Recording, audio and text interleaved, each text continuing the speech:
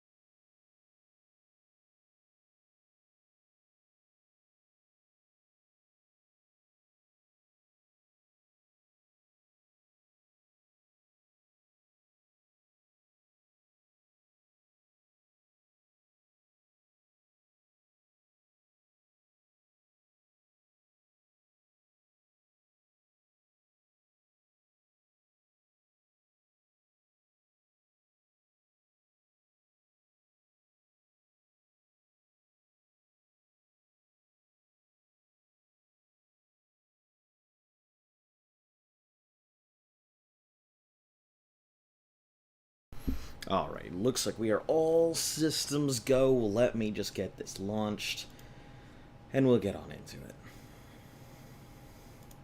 How is everyone doing today?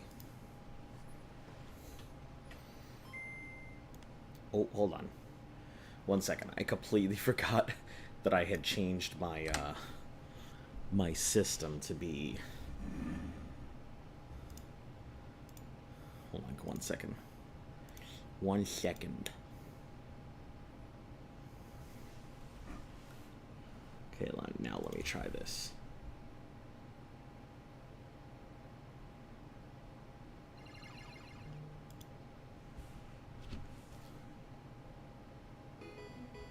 Nope, you guys are still hearing it from the outside. Hold on. What have I done?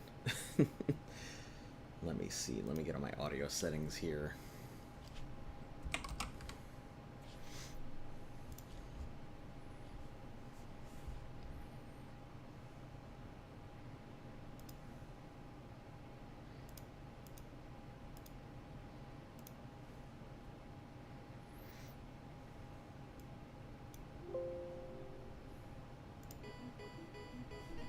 Nope, still from the outside. Hold on.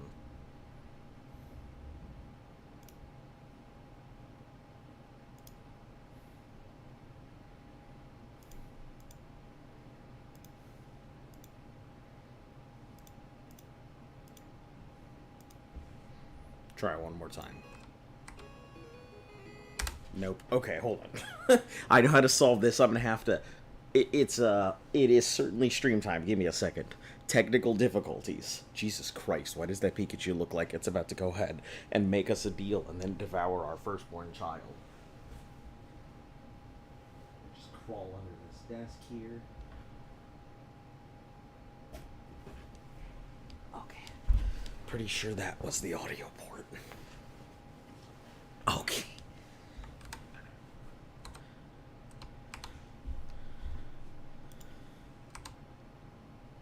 Hello? Pikachu? Oh, okay, I guess it gets goofed. Let's try it again.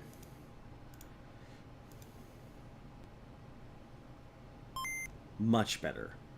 There we go. Alright.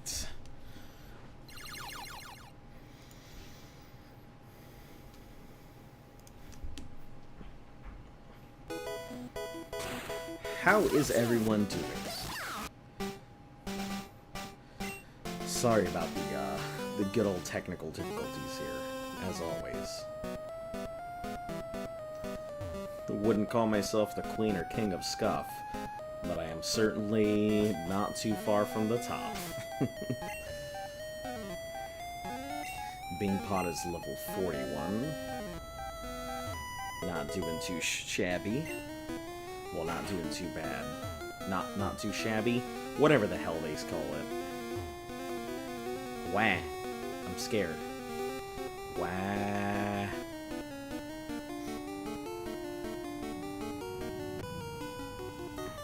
Are you one of 4 Rocket Brothers? Oh, welcome. So good of you to join me.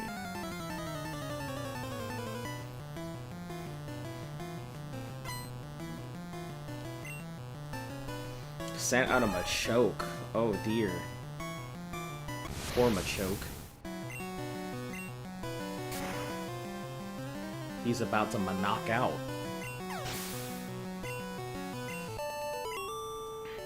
There it is. Alright. Carbos can go to... We're gonna use that right now. I know exactly where I'm putting it.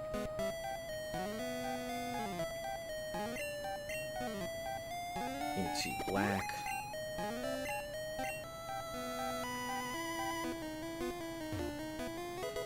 Rare candy, that'll get put away as soon as we're out of here.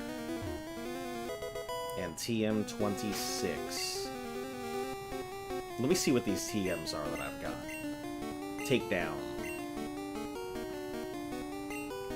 This is Swords Dance, which I'm never going to use either. And then 26 is Earthquake, which is a fairly useful move.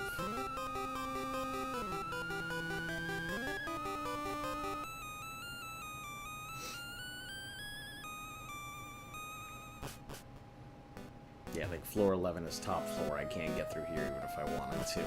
Alright, let me see what my rivals Pokemon are here, and whether I am going to fight him, or whether I am going to, go level up. SSN, Pokemon Tower, Silphco, 35s to 40. I should be able to handle this. Sand Slash, Sand Slash, Sand Slash with the Kadabra. Yeah, I should be able to handle this. I'll just have to go ahead and throw my Pokemon into a different order before I start.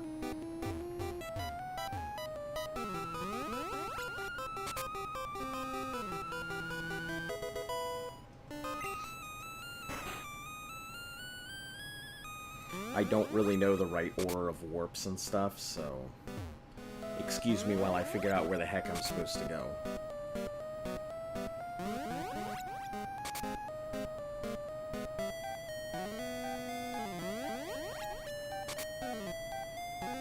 Oh, okay.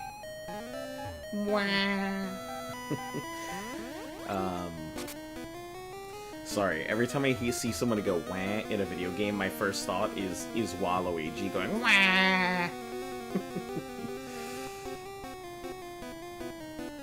Alright, there's nothing there.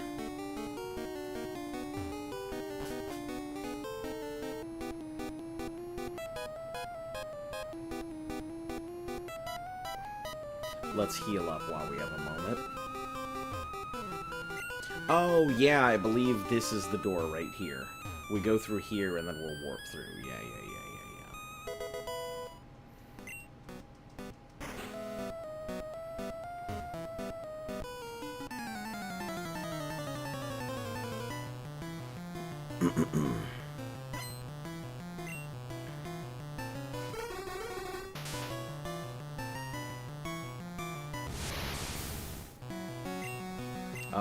It's gonna turn into a cluster if I try and do that, so... Please don't poison gas my Pokemon.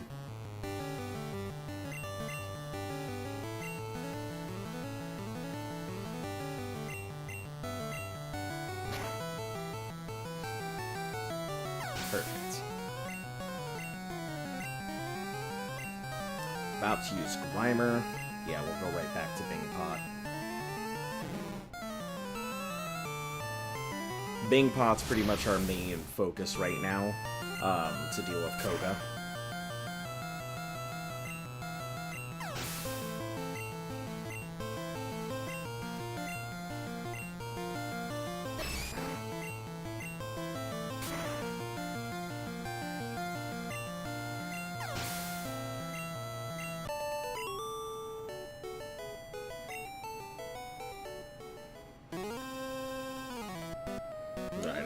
We go through this way, and then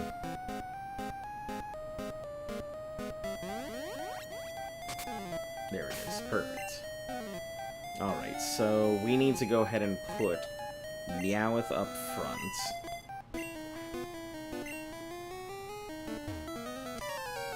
Here it is.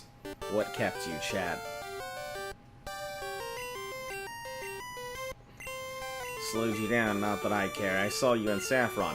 After fighting through the entire tower, I've come to go ahead and beat your Pokemon up in a weakened position.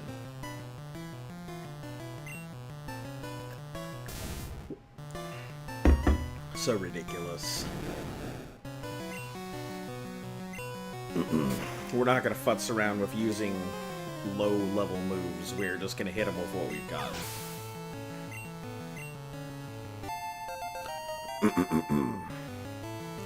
Is about to use Cloyster.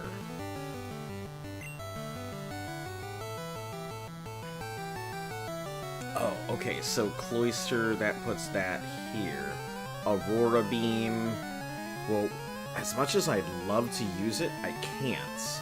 So, I think we're gonna switch to Black here. So that means he's evolved into a Jolteon. So that's good. Hey, welcome. If you're about to hit up and change my thing, you're gonna have to wait.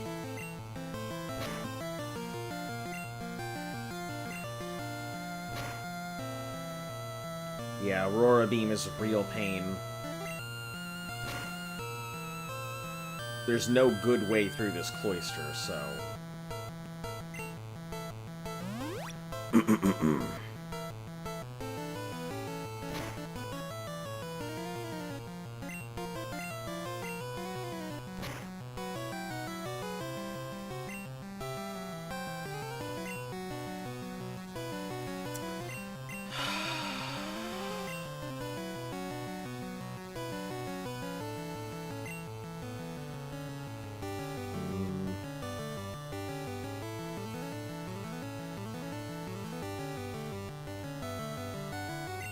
Yeah, there's no good or easy way to get through this Cloyster.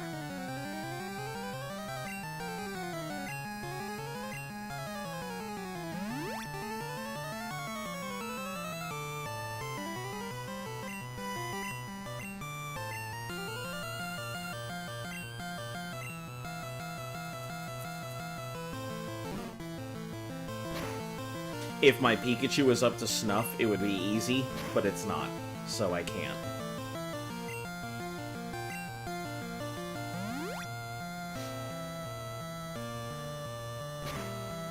Again? Back-to-back clamps? Come on.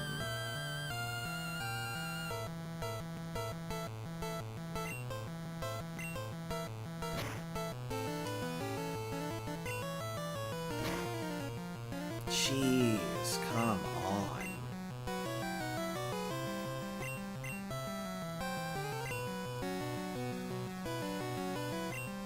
I may end up losing some Pokemon here. I underestimated it highly.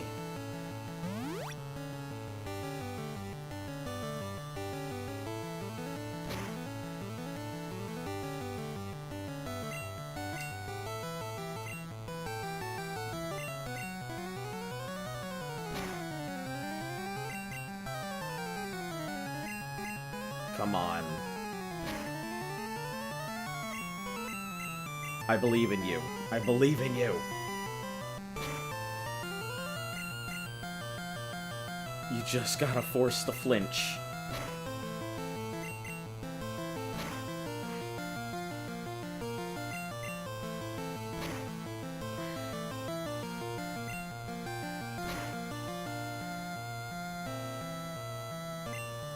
Alright, I'm gonna have to do this and hope for the best. And hope it can survive it.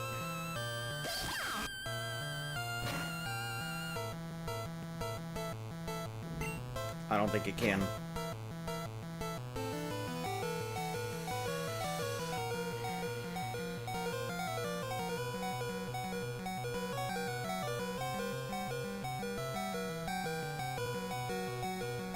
We're in serious trouble here. Oh, that's it for Jabanian. That is it for Jabanian right there. Okay.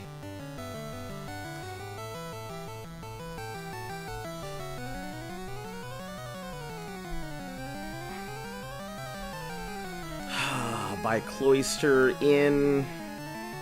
Sivco by Aurora Beam.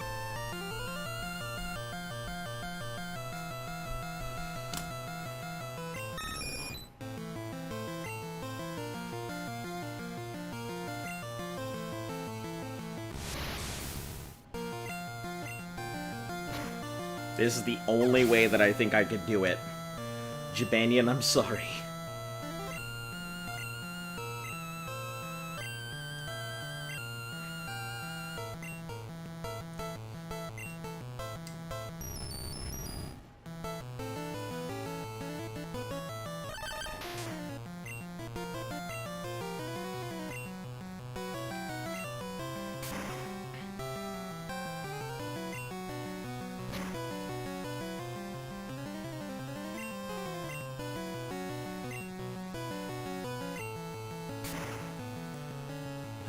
We lost our flyer, so that really sucks.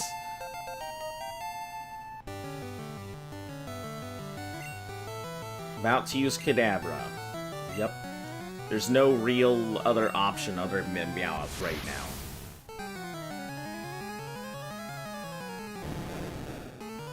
He's the only thing that has enough to tank. Come on.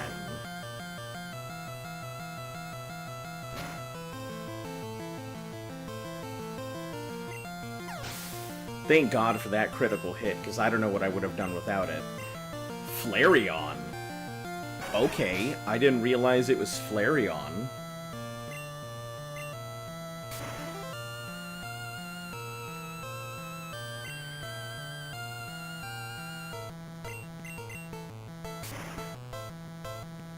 Oh, man. My team is in shambles right now.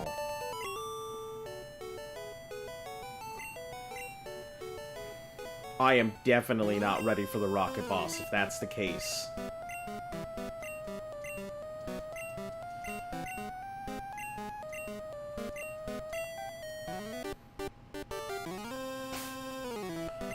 Jesus, look at my team. With Jabanian dead, Black and Zabubby are officially, like, are almost dead. Yeah, I did it at the cost of losing my flyer. I don't even think I have another flyer, is the worst part.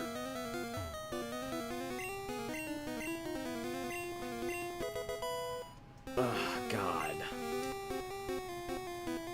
What just happened? I joined the stream.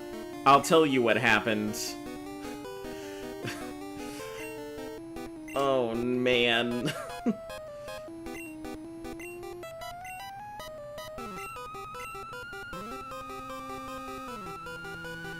No, let's,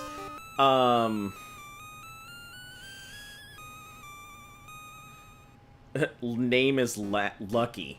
Got it.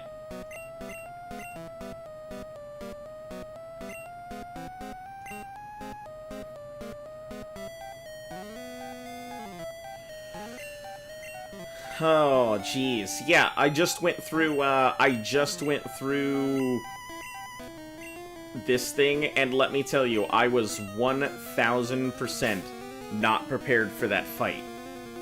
Jabanian's dead, Zabubby almost died, Black almost died 3 times in a row.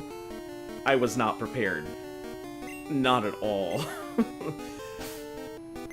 So we are, we're digging our way out of here. And you guys can say goodbye to the Pidgey, to the Pidgeotto. Because...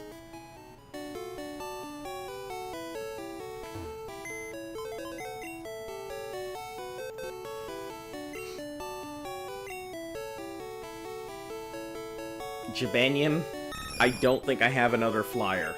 So I'm in a serious problem. But... Jabanian, I'm sorry. That was horrific. Yeah, I have no way to fly anymore. I think, anyway. Hold on. Let me see what I even have available to me. So... Jabanian, he was a good one. He sure was. I know that Lucky's gonna be our main. Execute, Ophelia... I just gotta see what I actually have to work with now.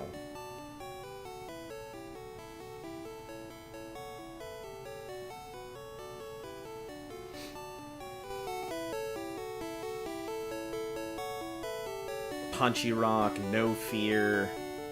What is this thing? Ah.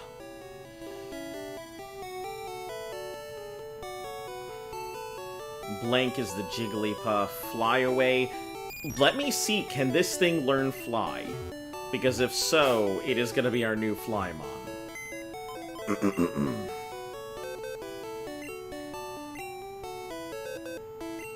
I hope it can. If it can't, then I'm gonna be taking the long road basically everywhere.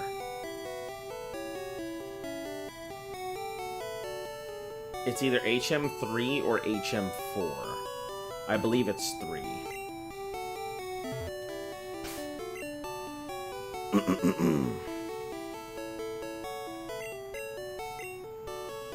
Contains Surf. That's not what I need.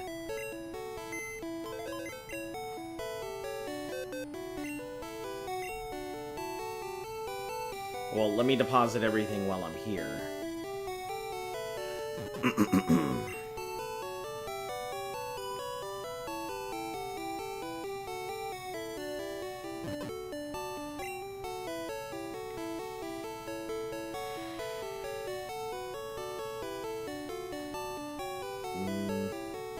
HM2? Maybe? Or is HM2 cut?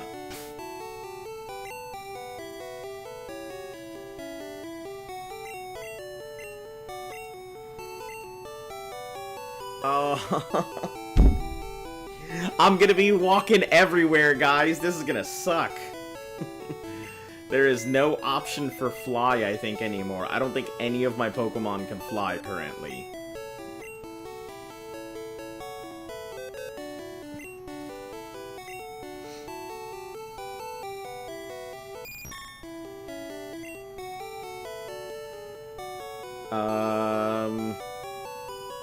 Let me see. Grassy was the Bulbasaur. Swag, I believe, was the Charmander. Fly Away, Nifty.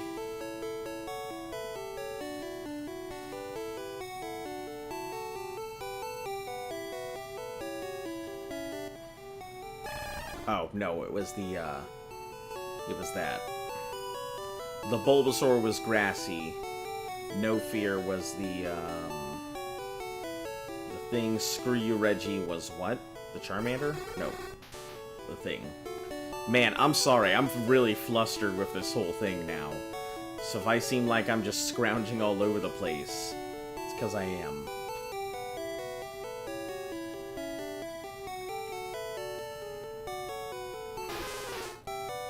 Alright, I guess we pull this in. There is no fast way about this. We have no flyers, so...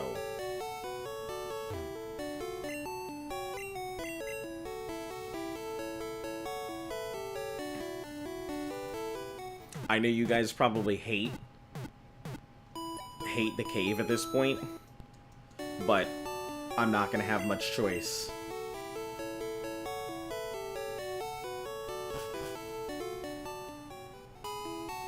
I know how much you guys hate that cave, but that's about our only option here.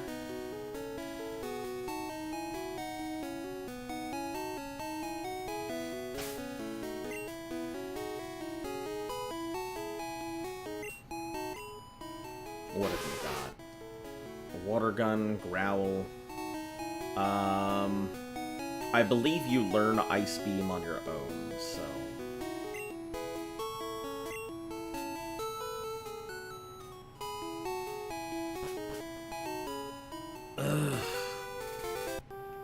Alright. That's it. I have no choice but to Diglett Cave. As much as I was hoping to not Diglett Cave, I don't have a choice. Everything has to be highly over-leveled this time around. Yellow version has kicked my ass up, left, right, and down, and I can't take the chances that my Pokemon will be just okay.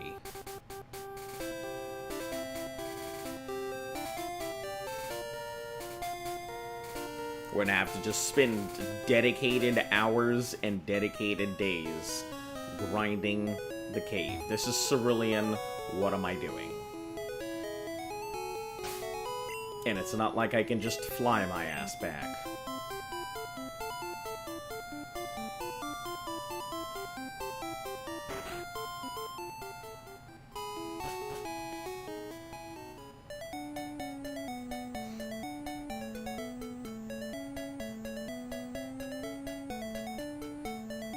Hold on. Do you think Dodrio can learn it?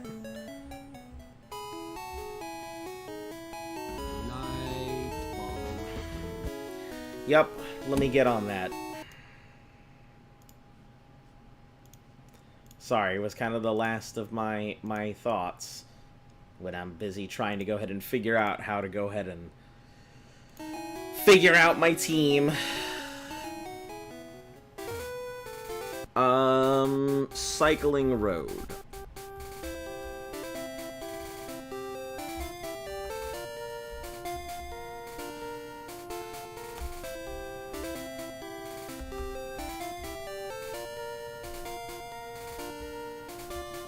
Cycling Road Kanto, so Route 17 and Route 18, I believe, both exist here.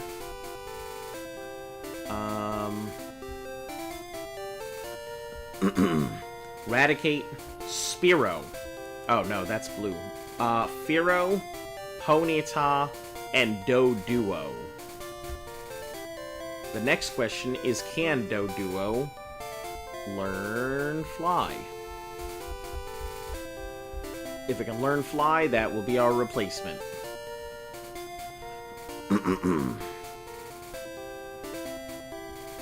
Learn Set by TM.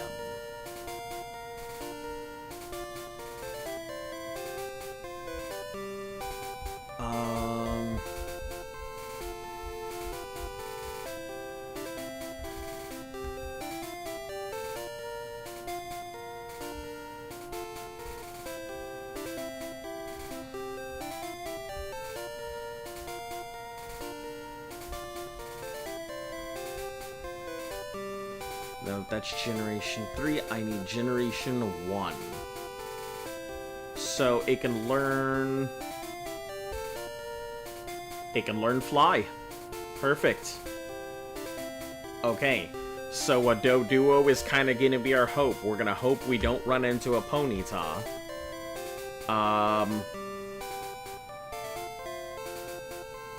Yeah.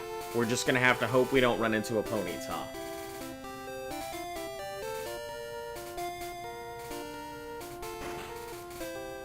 The Pikachu walk is cute. It's a Pikachu. My likes of Pikachu have gone down many, many, many stages over the years.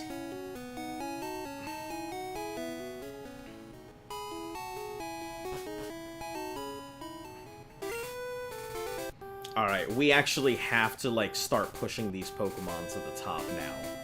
Everything's gotta be level 45 at minimum before we really continue.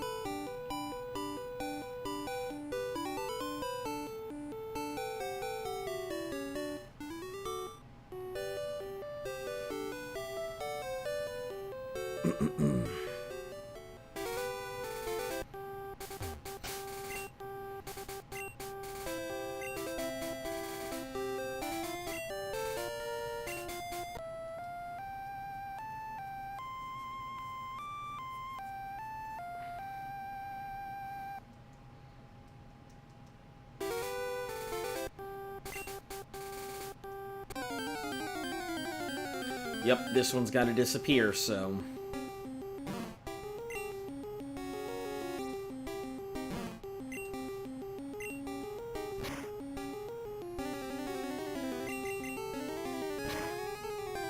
Just send this one to the Shadow Realm. Goodbye. That would have been such an easy catch. Jesus Christ.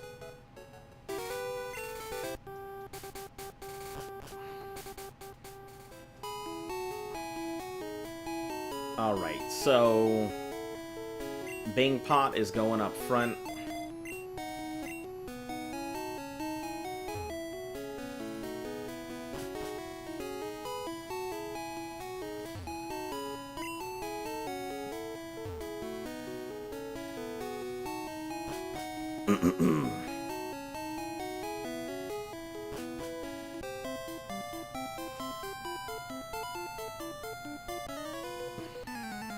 Yeah, we're pretty much just gonna use Bing Pot to slam our way through most of these guys.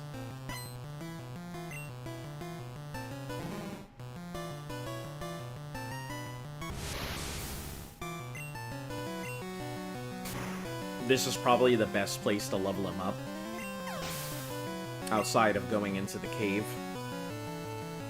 How are you doing? I wish I could say better. We just lost our flyer.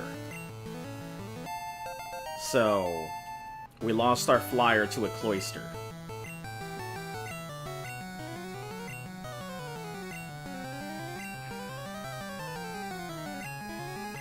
Yeah, like Gary's cloister, that is nothing to scoff about. So I am deathly afraid of that cloister now.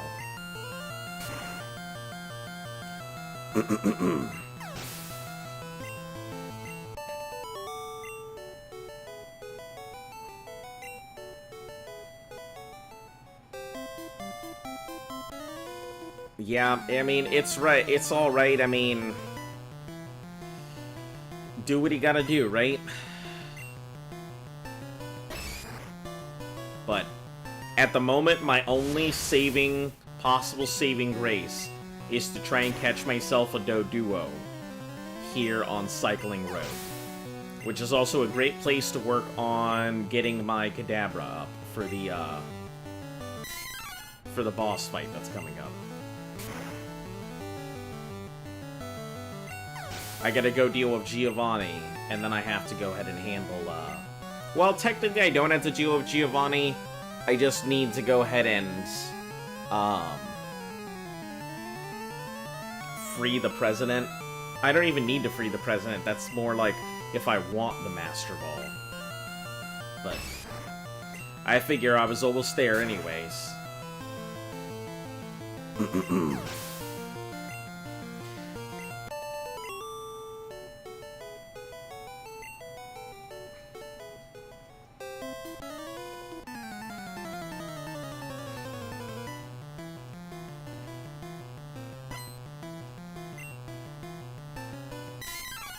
I'm gonna avoid that guy at the top. I believe he's the one with the exploding Pokemon.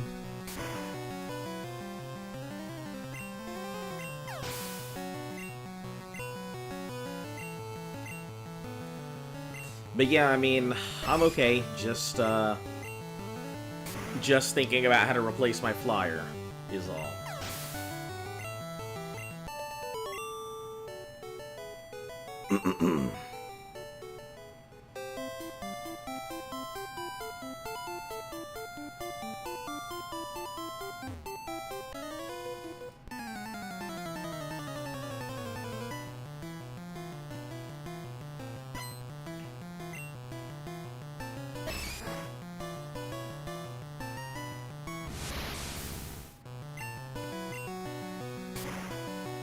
Yeah, I'm thinking about how many levels I'm gonna have to put into my Pokemon and how much time I'm about to spend inside inside the cave, trying to get things leveled up.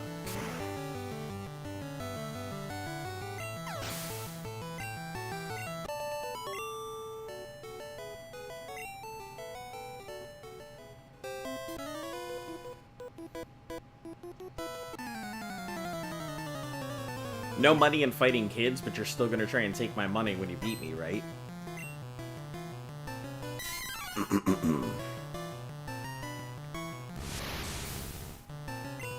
Oh, I have to defeat Silphco in order to free the city so I can fight Sabrina anyway. I don't really have a choice.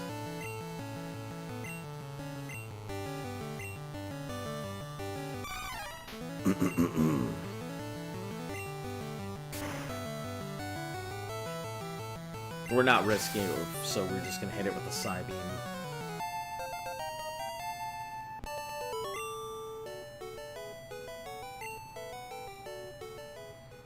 Alright, so what Pokemon would be best to catch these Doduo?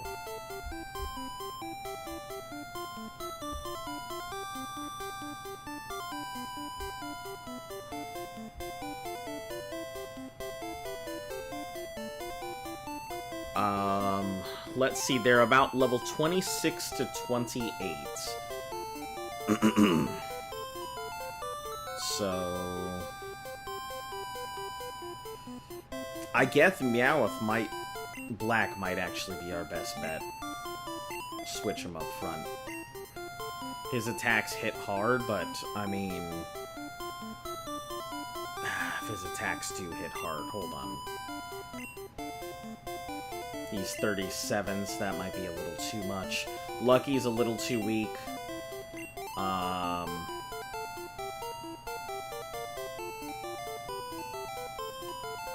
can't use Dig on it.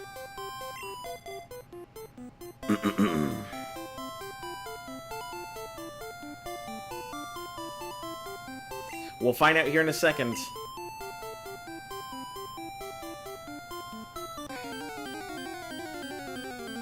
What am I getting? Okay. Alright. Unexpected. Not gonna turn down a Fearow.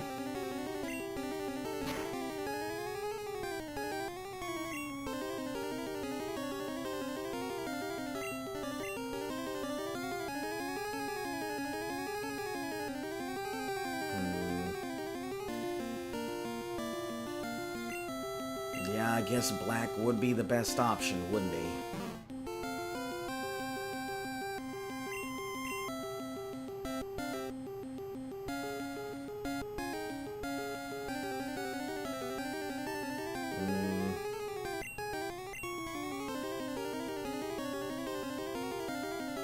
Do I even have Oh my god! I don't even have Pokeballs on me. What is wrong with me?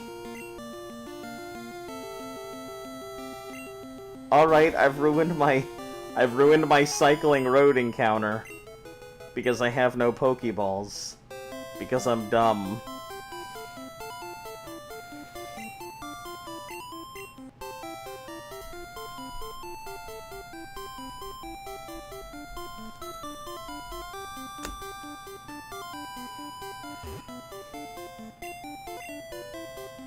I'm going home, I guess.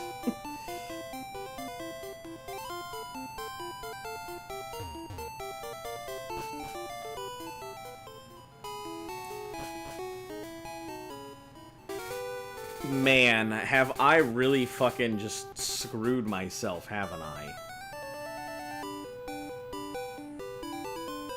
A Fearow would have been a phenomenal addition, but clearly I am just not meant to have a flyer ever again.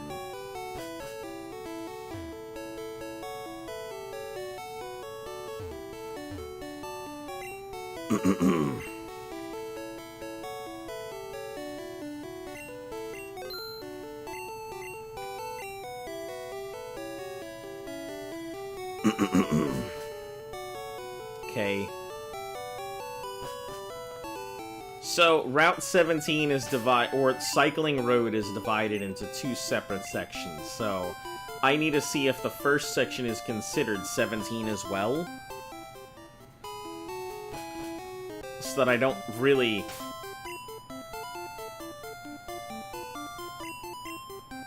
Route 16, motherfuck.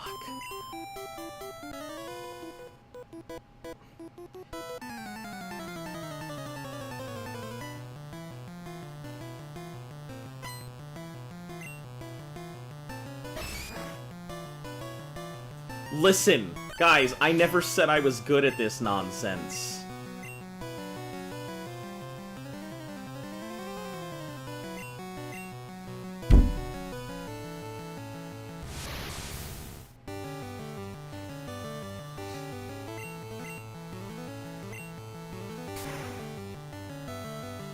Give it another try? I can't give it another try, that's the thing.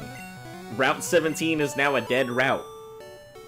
So I need to see if there's another place I can go, if there's any other grass in this... Fuck. If there's any other grass in this area. If there's no grass on Route 16, then I'm screwed, because I'm pretty sure Route 17 is the entirety of Cycling Road.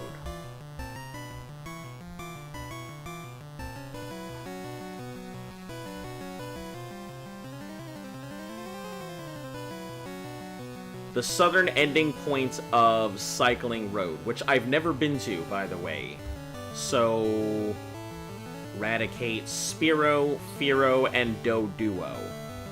Okay, so if I go down to the very bottom of this place, I have one opportunity left to figure my stuff out.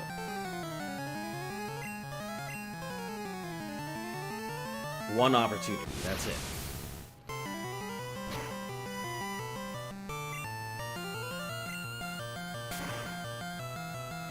Well, I have to go to the very bottom.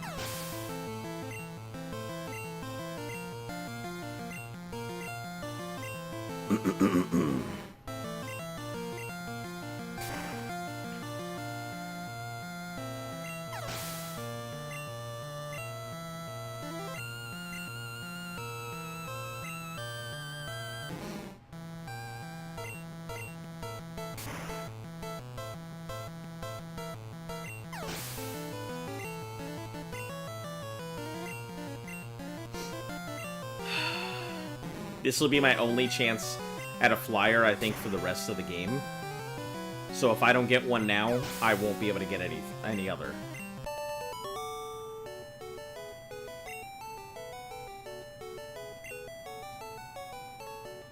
Well, no, there's the possibility of getting a flyer on Victory Road. But, Lord knows, none of us want to do that. I'm only here for the rare candy, so don't mind me.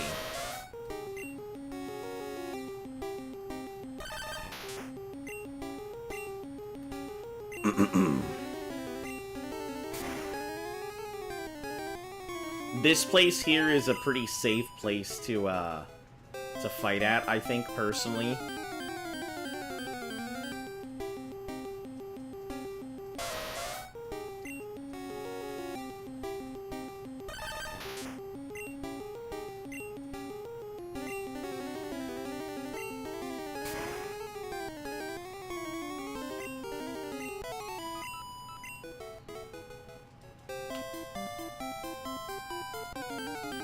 I'm trying very hard to figure out where the rare candy is. I know there is one.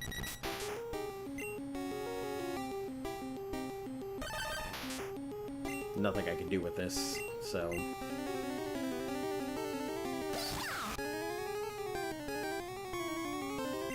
Just bolt it, Zabubby. Don't play with your food.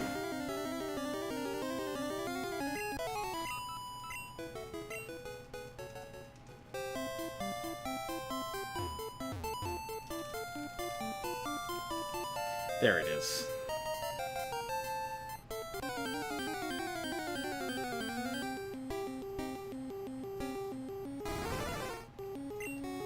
I'm just gonna run from that.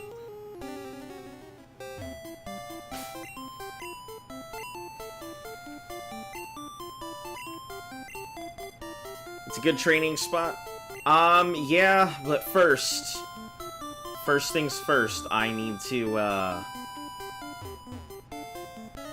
let Voltorb electrify you. Mother of Lords. I am not happy about this.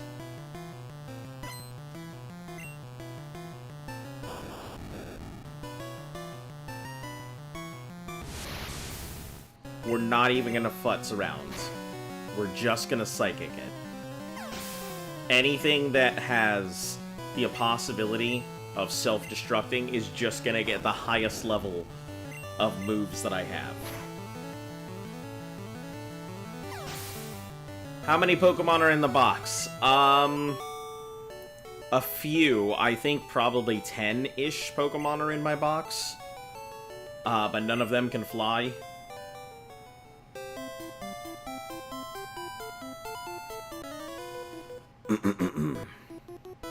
Won't evolve? Why? Is it a Machoke?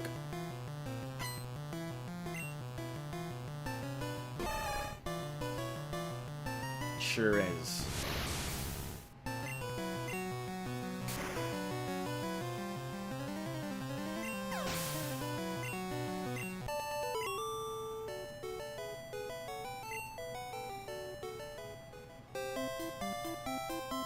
Okay.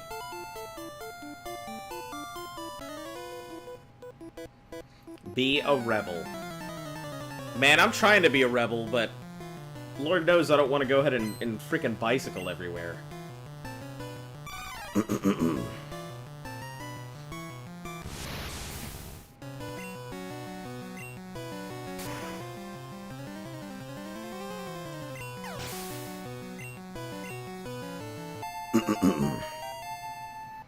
$44.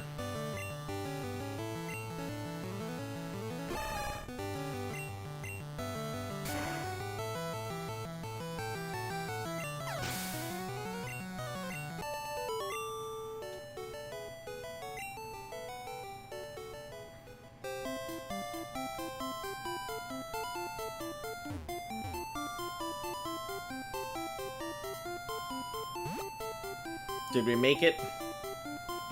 Alright. Route 18. If there is grass here, this is my only shot to get a Pokemon.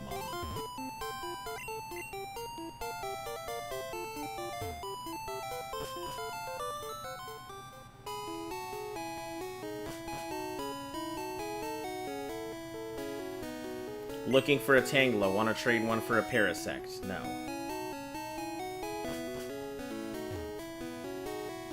I thought that there was grass here. But we're in Route 18.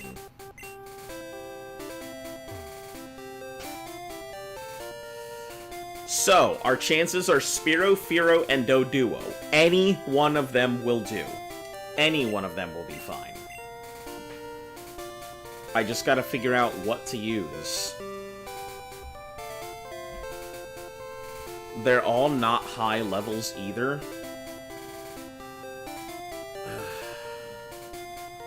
None of these are good right now for me to use.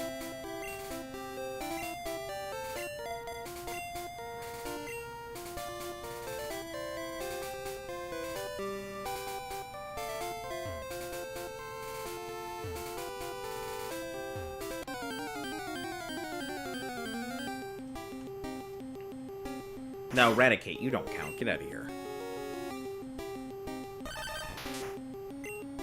I already had one of you in my, my party, so... Well, you're sitting in my box right now.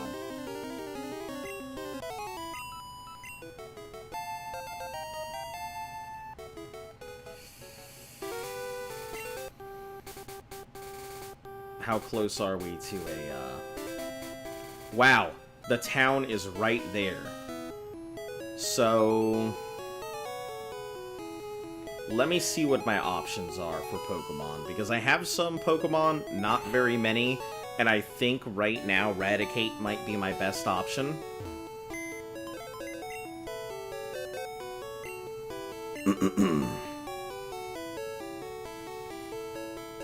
We're gonna deposit Lucky for now. We're gonna deposit Dick. We are going to withdraw...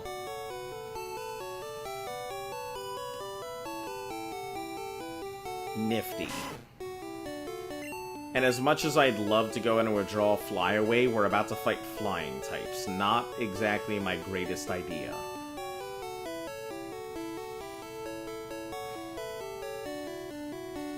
Execute, not good either. Neither are Ophelia, so... Do you have a Farfetch'd? I do not have a Farfetch'd.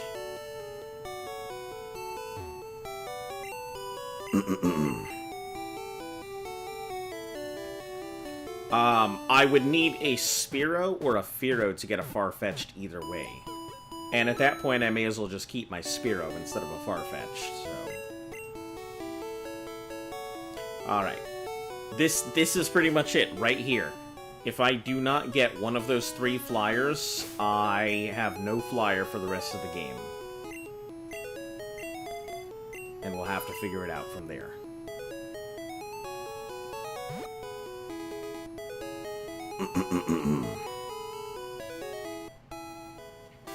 But see, he evolved the thing into how long do you plan on streaming? I'm not sure.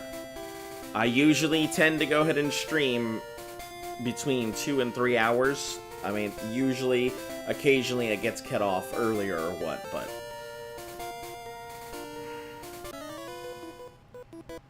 This is my turf, get out of here.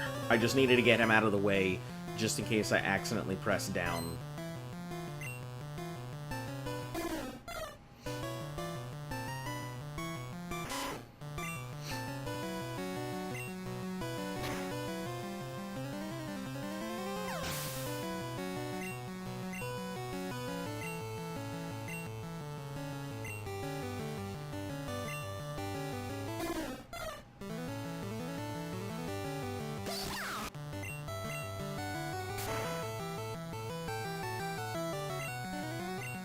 Yeah, Pikachu is not what I would consider very strong here.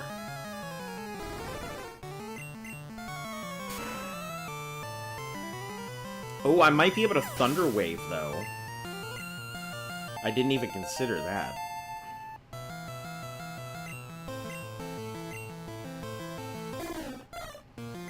Yeah, I might be able to Thunder Wave whatever comes out and then just work on taking it down. Are there some games you don't look forward to in this gauntlet? Pretty much everything. I'm not looking forward to the mess that is Scarlet and Violet, and Sword and Shield. Oh. Sorry, I just spilled, like, my water on me. I'm also not looking forward to 3rd and 4th generation because I don't know them, like, at all. So I'm really going to be relying on the community to help me out.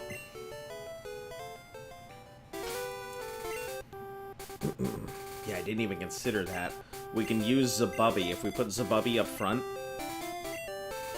I might be able to outspeed a lot of stuff.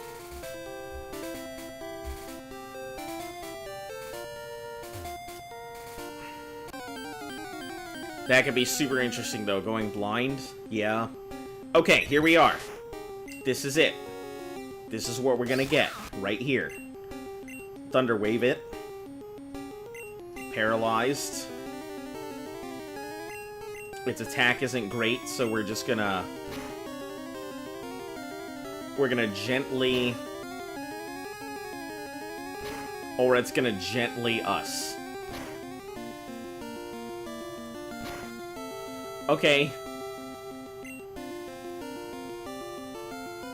Let's just, switch up to Nifty here. Shall use the bottom left command of the battle menu.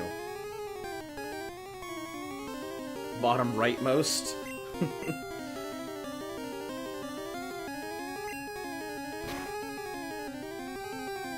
Oh! Ah! I was so scared, guys. I thought we may have lost the only flyer we may have available to us.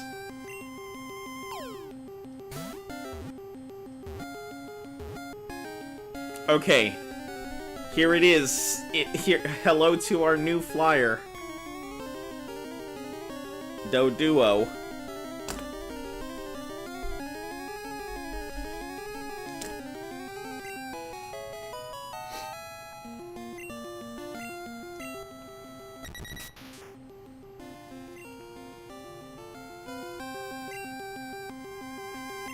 Curious, I think it is your time to name it, so it's all you.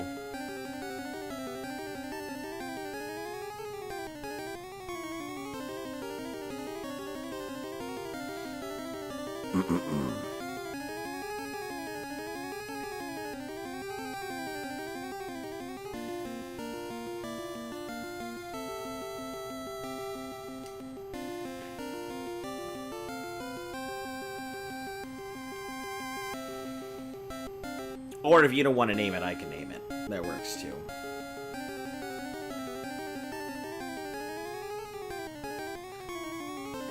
Yeah, by the absolute edge of my teeth, I've got it.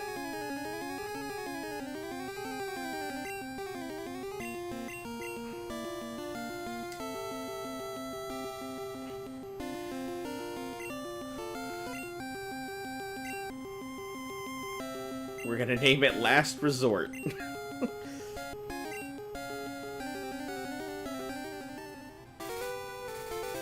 And before we do anything else...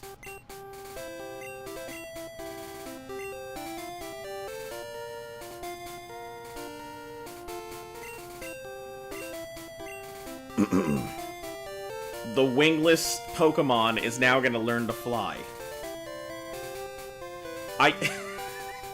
The image of this is just hilarious. I'm just picturing the Doduo, like, being like, I have no wings, but I must fly. And just going ahead and just, like, you getting on its back and be like, Doduo, fly! And it just, like, levitating upwards.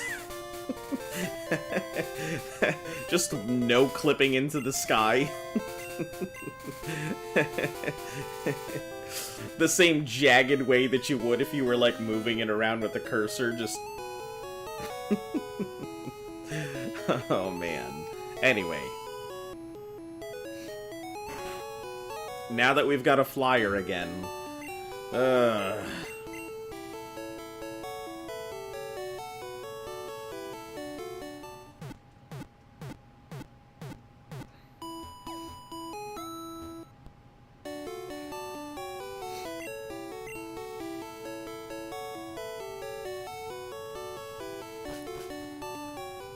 Thank the lords. That was gonna make everything difficult if I had to do it that way. Alright, so... we're gonna have to kind of move stuff around here while I deal with this place.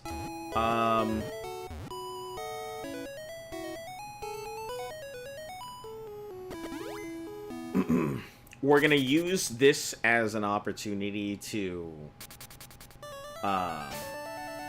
take on a bunch of stuff here. Let me put this here so I can teleport back, make it easier rather than having to fly just in case.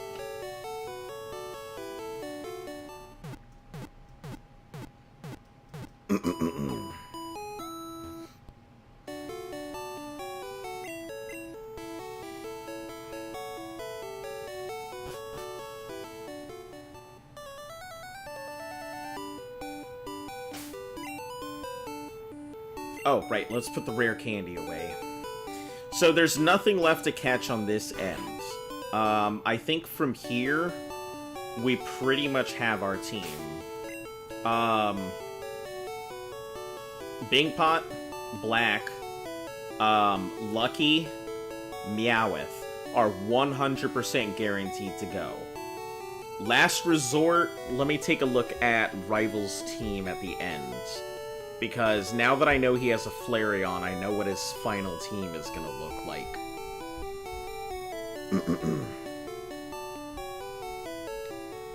So Route 22, he'll have a Sandslash, a Kadabra, that Execute, that fucking Cloyster again, the Magneton, and the Flareon. I'm thinking I may go ahead and teach our pool noodle Thunderbolt. But I think that's going to be once it learns Hyper Beam. Once it learns Hyper Beam, I'll be able to take a look at what it's got available to it, and then see what to get rid of. More likely than not, it's going to be Bubble Beam that disappears. We'll leave it with Surf. Well, let me take a look at it right now. We'll take out Tackle, and I think we'll replace Tackle with Bolt. But that's only once we get it pretty heavily leveled. It's going to be a while before we get rid of Tackle.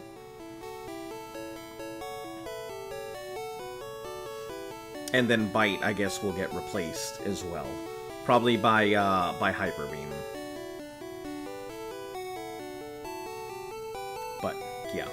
So, those 4, Meowth, Bingpot, Black, Lucky, those are guaranteed to go. The rest of my team, I kind of have to fill it out based on what'll work. For his final champion form, since he has Flareon, it's going to be Sandslash. He's going to have a level 65 Flareon. So, Sandslash will work. Lucky or Meowth will take care of Sandslash, and Meowth will be able to take care of Cloyster. Since he has a Magneton, more likely than not, I'm probably going to have to keep Richard in my team, so I can deal with the Magneton with Dig. The Alakazam is going to be a problem no matter what I use. More likely than not, I'm gonna have to Hyper Beam it. The Executor, I could use... So Richard will probably be in the end team, just because Dig is so powerful later on, and Dig can deal with Executor, Magneton, and Flareon if that comes down to it. Meowth's Surf or Hydro Pump can deal with the Sandslash and the Flareon. The Alakazam is just gonna be, I'm just gonna throw Black at it and slam it and then Hyper Beam it. That'll be the only way to go. And then Cloyster will be Meowth dealing with it with a Thunderbolt, because Zabubby is gonna be pointless to do so.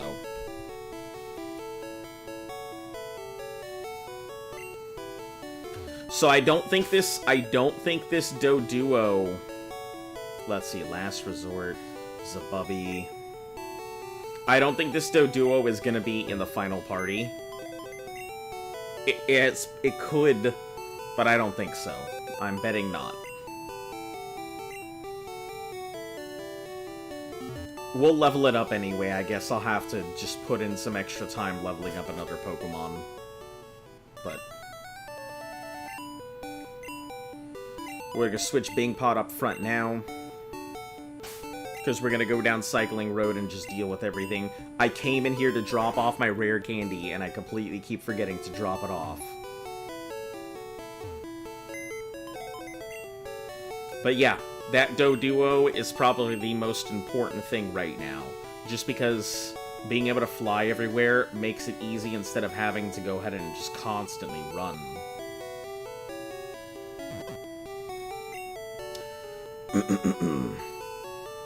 We'll drop the HM again, because we don't need it anymore. I really do wish they had, like, a TM box. A TM box would have been nice. A place to just store strictly TMs.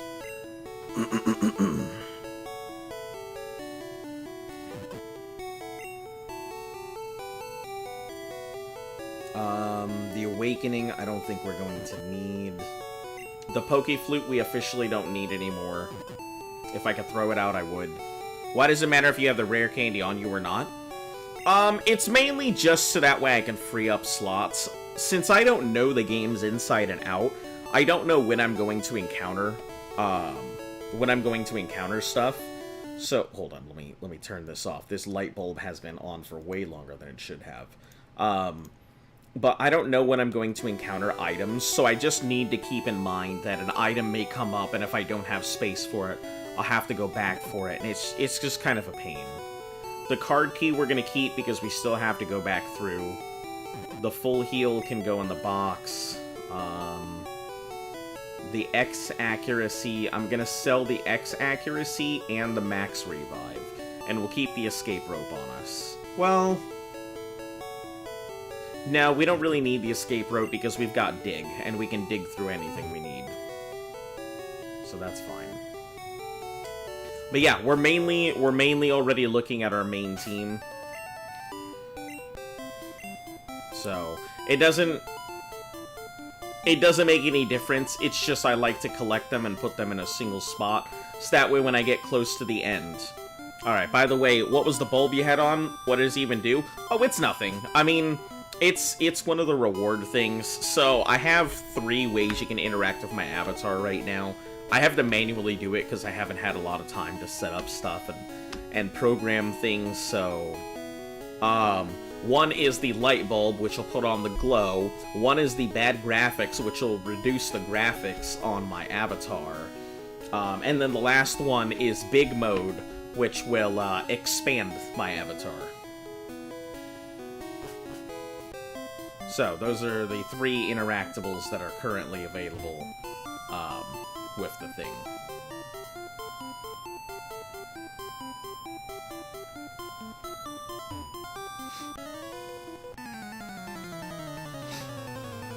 We're coming out to Cycling Road because it's just the best place to level up.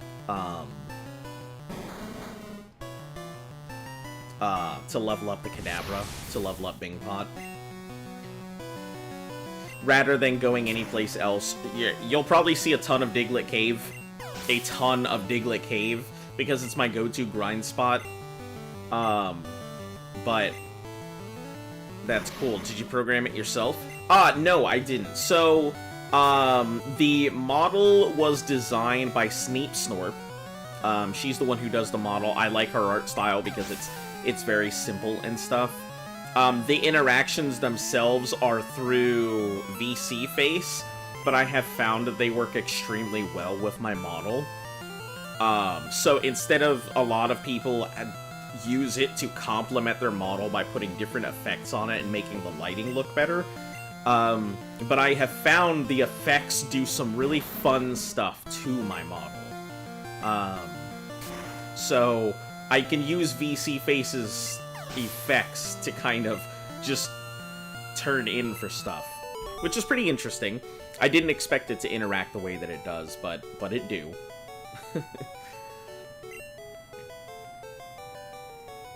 As for the programming stuff, I may end up having to go ahead and program some things to, like, but that's once I get an Elgato. Once I get one of those soundboard things, I think I'll be able to go ahead and have my button presses actually programmed to do some interactions with the stuff.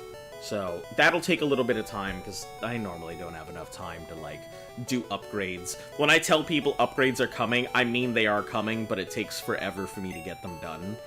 Because I have to either contract an artist, so the artist is working on stuff, or I've got to integrate things in that I normally wouldn't. I intend to go for, like, put on the item throwing system onto my avatar at some point, but that's also gonna take some time. Twitch has this fun interaction, I think it's called, like, I don't remember what it's called. But it's this thing where you can throw items at a person's avatar. It's a VTuber exclusive thing. But if I can get the collision to work with my model, you guys will be able to throw all kinds of stuff at it. Muck, why does it look like that? Muck looks like it's racing at me at the speed of light. May I ask what type of emulator you're using? What's it called? I'm using RetroArch. The only reason I'm really using an emulator, I have all the original hardware, and I have all the games up into Black 2, White 2, so I could technically just play them, but the hardware is kind of a pain in the ass to get captured and to get integrated with a lot of software and things like that. So I'm doing the emulation thing because it's just so much easier than the alternative option. But yeah, RetroArch I think is pretty good. I've never used an emulator before, but I haven't had any issues with it. It comes with a lot of different cores and integration. It comes with a lot of different emulators built inside of it, so you can play all kinds of things. I think it goes all the way up to PS3 for its emulators. It's a little more difficult to set up than any of the other emulators, but yeah.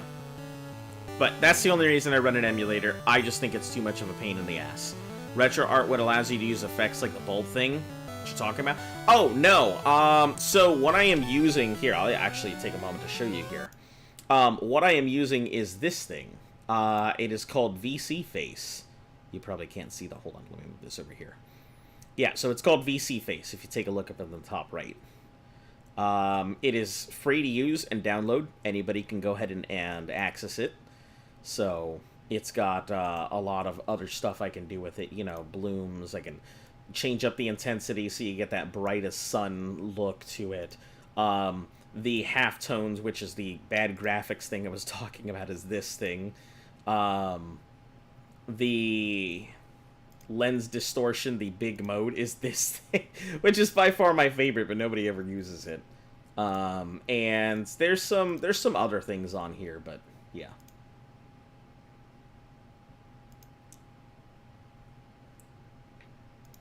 But yeah, VC Face is what a lot of VTubers use to do to integrate with their models and such. There's other programs out there, but I think VC Face is one, free, and two, it's just easier to use than a lot of other stuff. In my opinion, anyway. Some people may tell you otherwise, but I think VC Face is pretty good. Gonna have to try it? Yeah, absolutely. I think VC Face also, if you don't currently have a model, and you can make one through Vroid Studio, I believe, is also free. VC Face does have the option to work with Vroid Studio. So you can make a Vroid model and then start using it through VC Face, and voila, congratulations, you join the crowd of VTubers with minimal effort. The hardest part about it is just designing your models and getting it to work. But listen, I'm no expert. The only reason I got into it is because my fiance, she does VTubing stuff, and my model, or my channel, has had this dog as its icon forever. So I decided I may as well go ahead and make it into a thing, since it's already there, and I guess VTubers are popular, so I figured why not. It's not like I'm trying to hide my face. Like, you can go look on my YouTube. My face is definitely out there. It's nothing new. I just personally think that my channel should be represented by the dog, this little dog, because it's been my icon for so long. So, can you use it for anything? Or is it just like VTubing stuff? VC Face is specifically for VTubing, but I think if you have a model, I believe it can do model animations. If you're looking for something that isn't like VTubing integration and like face tracking software, you're gonna have to get into something a little more complicated, like Blender.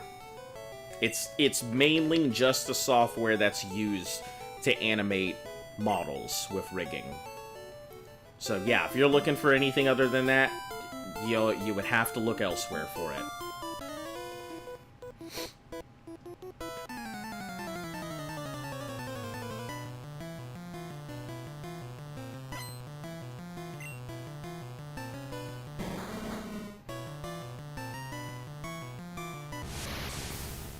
I like your dog. Thank you very much. I appreciate it.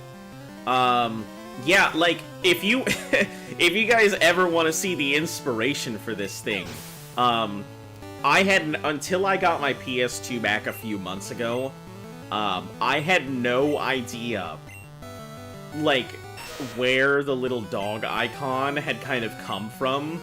I know now, and I know exactly what it was,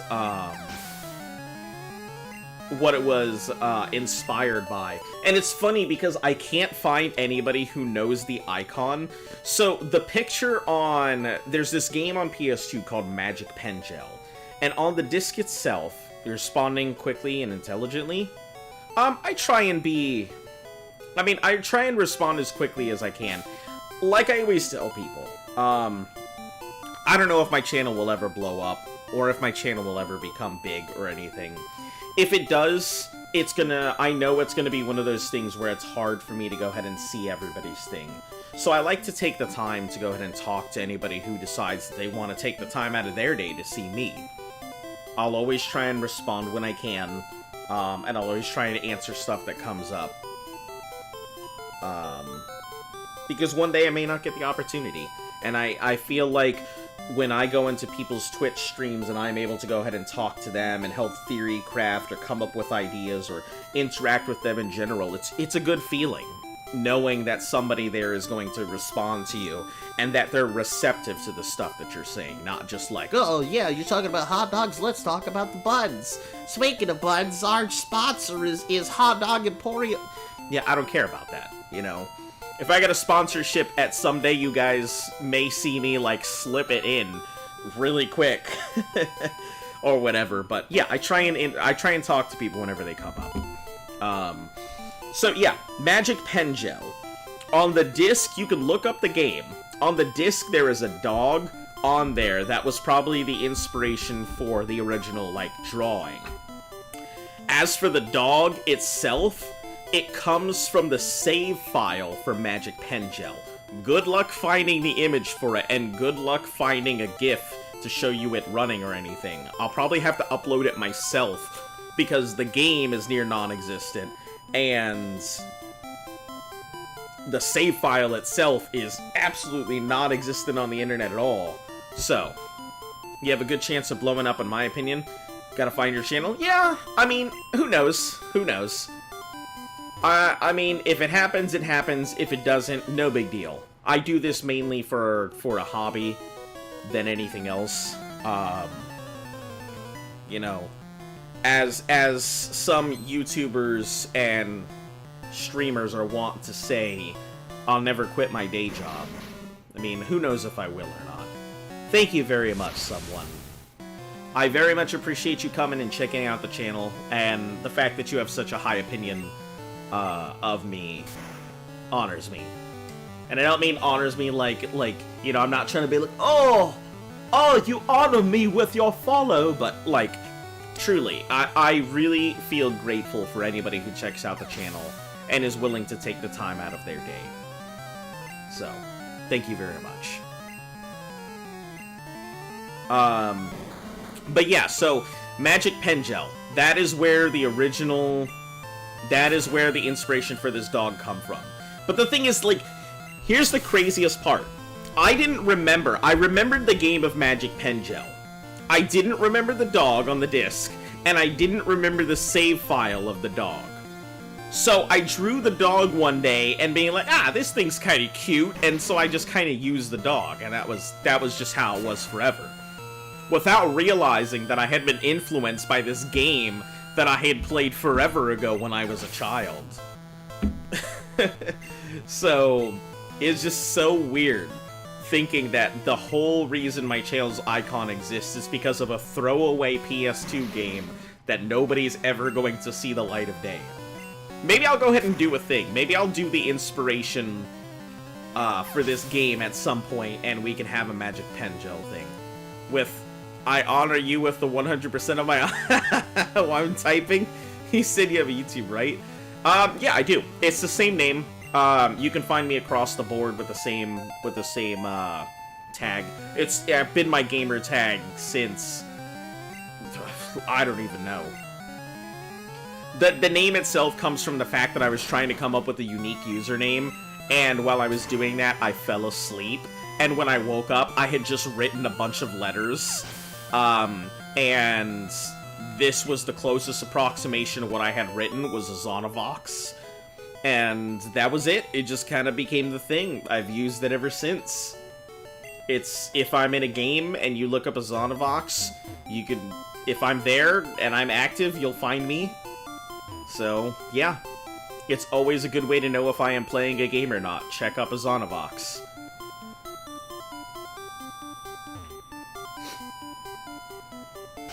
Alright, I think there might be one more pass that we need to make.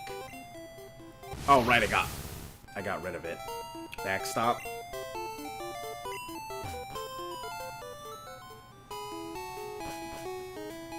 Is that yours? Backstop.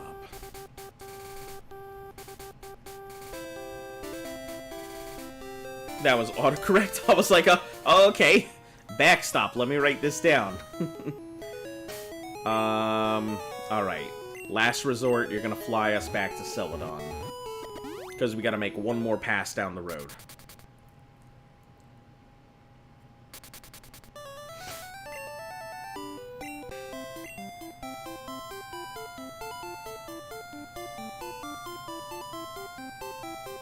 And then, after this, starts the serious grind. It's gonna be the most boring part of the stream, is when I start getting to the serious grind. I warned you guys. It's coming.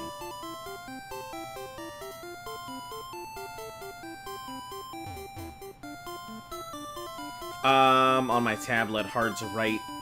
Looks like sent a message earlier. Ah, gotcha. What is this? It's a notice. Watch out for discarded items. Are you telling me there's items here on the road? Trainer, all Pokemon are unique. Even Pokemon of the same type and level grow at different rates.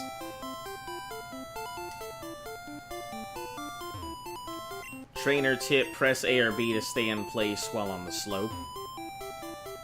Oh, are you serious? I didn't know that.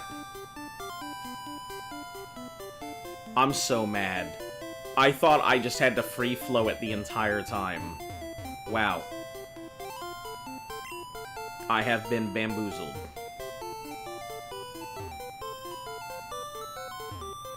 The grind is very much appreciated. You say that now until you watch what we have come to dub the Diglett Genocide. I have over the series of the 3 games so far, because I've still got 31 more games to go. I have definitely killed over 1,000 Digletts. Not even an exaggeration. Alright. Up we go to Vermilion, because we can't make our way to... Can't make our way to Cinnabar, so you guys better get ready to batten the hatches. Because everything's gotta be level 50, except, well, everything's gotta be level 45 to 50. Just take the rare candy pill. That's the thing. I know that some people have it saves time. Yeah, but I mean, we're not here to save time. We're here to do this the right way. And sure, I could go ahead and save time, but what's the point? I mean, you guys took... When people did this the first time, people didn't have those time-saving efforts, so we're not going to do it either. We're going to do it the right way, we're going to take the long-ass road, and we're going to use the 13 rare candies that are given to us naturally, and we're just going to grind.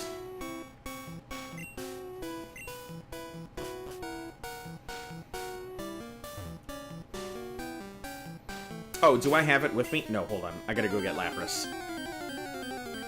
Because Lapras is going to be the first thing we work on leveling.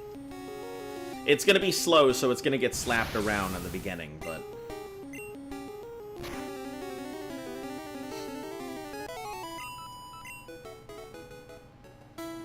It's just a good place to level. For anybody who hasn't seen this before, I hope you like this place because we're going to be here. At least have speed ups. Man, that is one thing that you're gonna have to get used to, is this is all played. I could technically speed it up. Yeah, look, we could do this, but no. We're just gonna do it the old-fashioned way. It's a pain, but...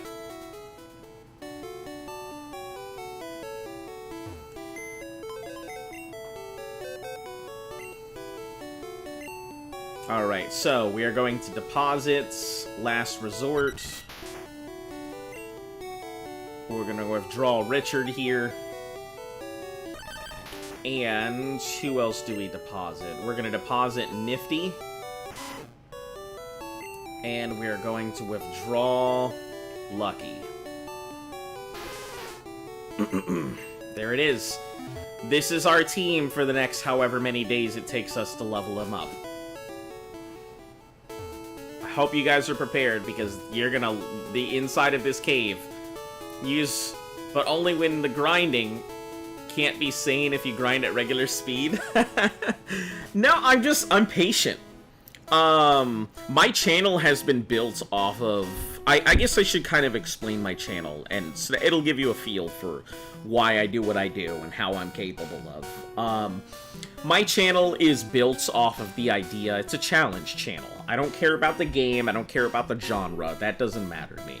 What matters is to me, I accomplish challenges that are far too difficult or far too time-consuming for people to attempt. My first challenge was doing Ark, starting from absolutely nothing, and playing the entire game on the official servers for Ark Survival Evolved.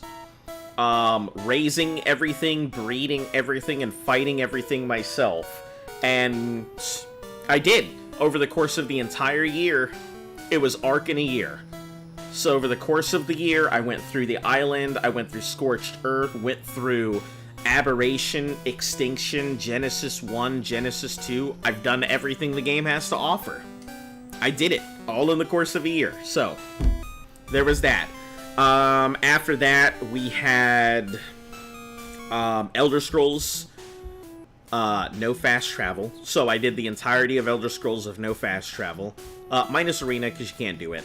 But yeah, it took me two months to travel through all of Elder Scrolls 2 Daggerfall, because that is literally the size of Great Britain. So that was a pain.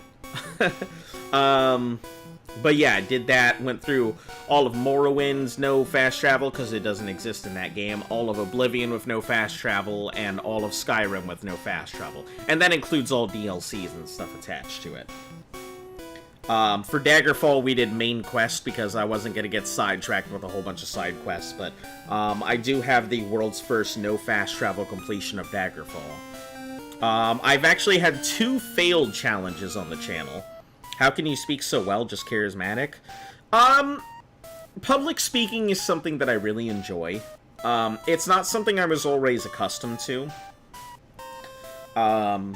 I've spent a lot of time on my personality and my voice.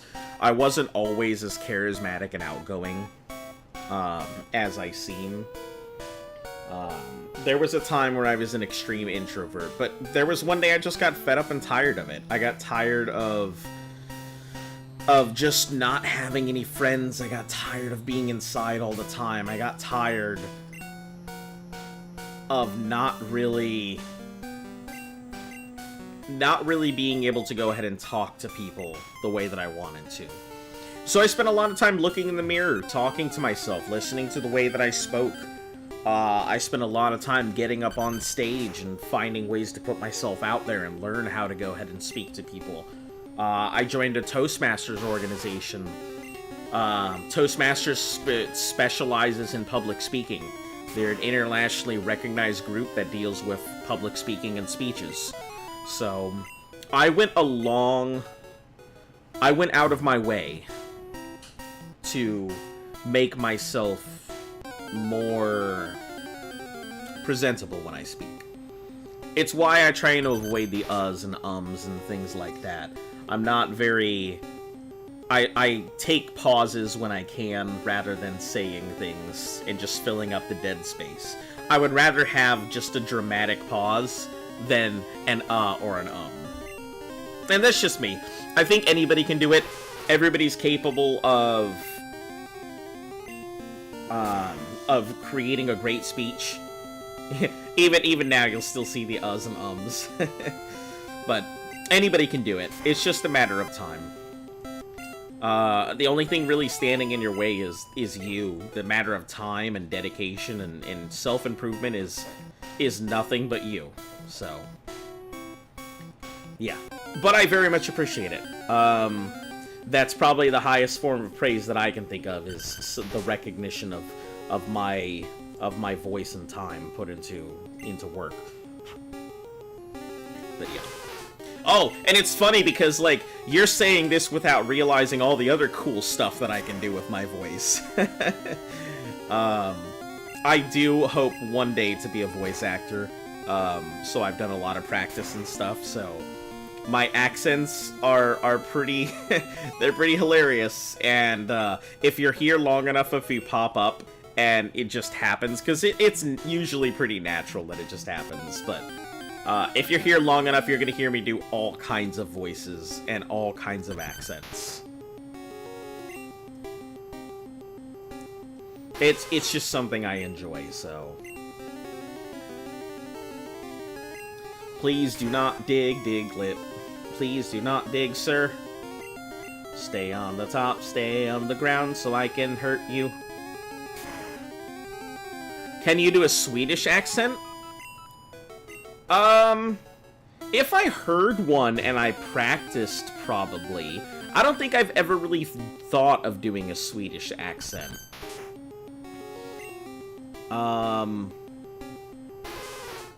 Yeah, I probably could. Give me some time. I'll figure it out. I will figure it out.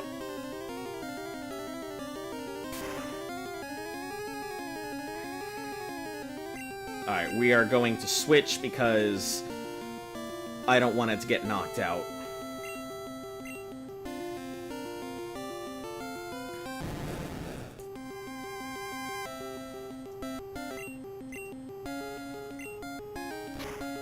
Let me write it down so I don't forget. Swedish accent. Is that where you're at? Because if so, you are now officially the 5th person from Sweden who watches the channel. Which is, it's kind of crazy that for some odd reason, like, there are so many Swedish people who watch the channel.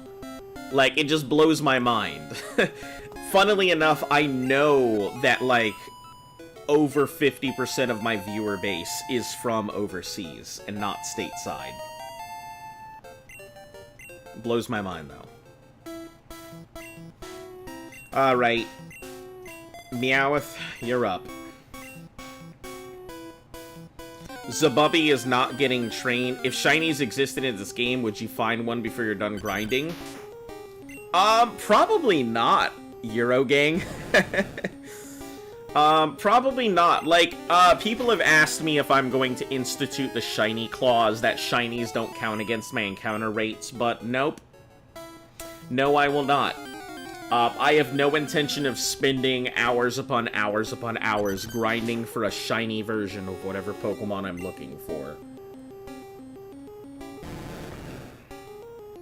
Mainly because I feel like it goes against the whole point of the Nuzlocke. I can understand the duplication rule being or the duplication clause being put into effect. The duplication clause makes sense, where if you own the Pokemon already in your party, then it doesn't count against your encounters. Because think about how many grasses I'm gonna walk into where a Pidgey and a Rattata are gonna pop up, and that's just a dead route. And then I'll have, like, all of 4 Pokemon in my party. So, I can understand the duplicate rule. But shinies? I mean, that's like pushing the encounters. So that means technically you could have anything and everything you want, period. So I feel like it goes against the spirit of the Nuzlocke. So, no shiny clause. So, if I encounter shiny, cool, dandy, awesome, great. But it's not like it's going to be mandatory, or it's not like it's going to be an exception to the rule, I should say. I also talk with my hands a lot, which is lost, because my dog's Doots do not have movement yet, so... Maybe at some point. You found your second silver like a week ago and oh, your second shiny like a week ago and Soul Silver? Nice. Yeah, it's funny because somebody asked me the other day what I think the best Nuzlocke to start with. You live in the Netherlands, so you're Dutch? That is also crazy considering that you would be the 4th person from the Netherlands who watches the channel. Yeah, I don't know what it is. Like, the Netherlands, Sweden, and where's our other big place from? And Italy. Those are like the 3 biggest Euro channels that check out my channel. I'm always glad to see you guys. It's super cool to think that like people from across the pond are checking me out.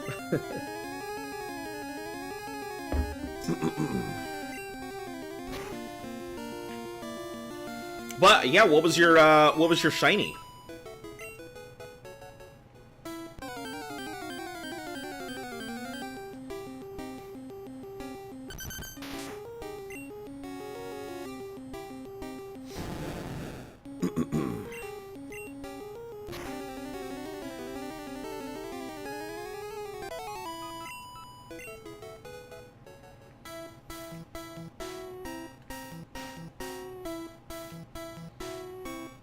In case, like, I haven't gone over this for anybody who's tuning in for the first time, Diglett Cave, I say across the pond because I picked it up from, you know, people across the pond. I know that in Europe, in England, they tend to say across the pond, and I think it's just a funny way of saying it. I'm a Puerto Rican myself, so, like, there's a big joke, and excuse the racism, guys. I know exactly what it is, so I'll just put it out there right now. But a lot of times, Puerto Ricans kind of just get called Mexicans or whatever. Puerto Ricans are, wherever you are, is what you are. So if you're up north, you're a Puerto Rican. If you're in the middle, you're Salvadorians or Mexicans. Or if you're in Florida, you're a Cuban. It's kind of just a big joke with us. But, you know, a lot of times we go ahead and say, hey, you know, when people say, like, you're Mexican, we're like, no, we jumped over a bigger puddle and we got in free because, you know, Puerto Rico's part of the United States. And I know, like I said, I know it's offensive, but it is what it is. I think it's funny. If other people don't think it's funny, you know, hashtag cancel. Whatever.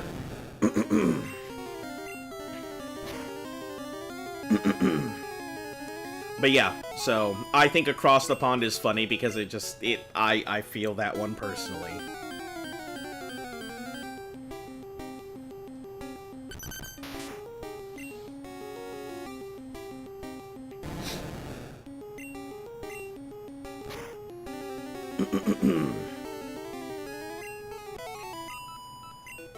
Yeah, there's a lot of things that I've picked up from viewers or people from first time I've heard that joke. Yeah, you won't hear it too often. You'll hear it here in the States occasionally, because obviously there's a lot of Mexicans and there's a lot of Puerto Ricans. There's a lot of Latinos here in the United States. So the jokes get tossed around. And we tend to make fun of ourselves a lot of time, you know.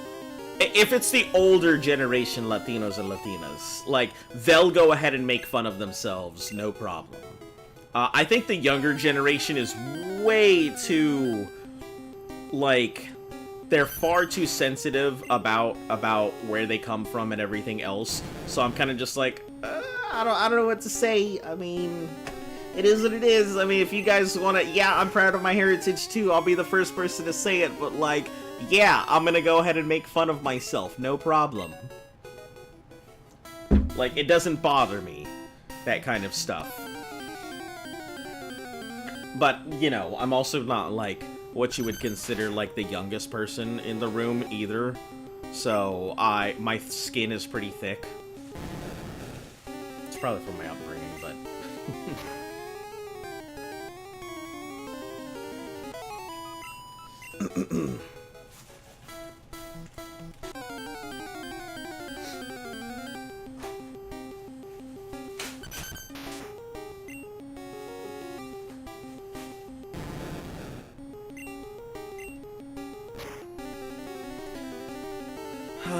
Diglets. Maybe you're right. Maybe I should do this. Just...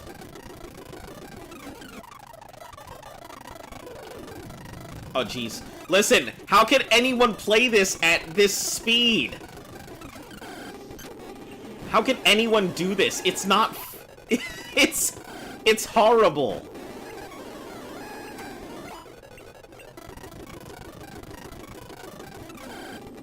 This is like the worst. I'm gonna give it a go just because, like, you guys have suggested it, but yeah, this is terrible. No. I get the ick just doing that. That is horrific.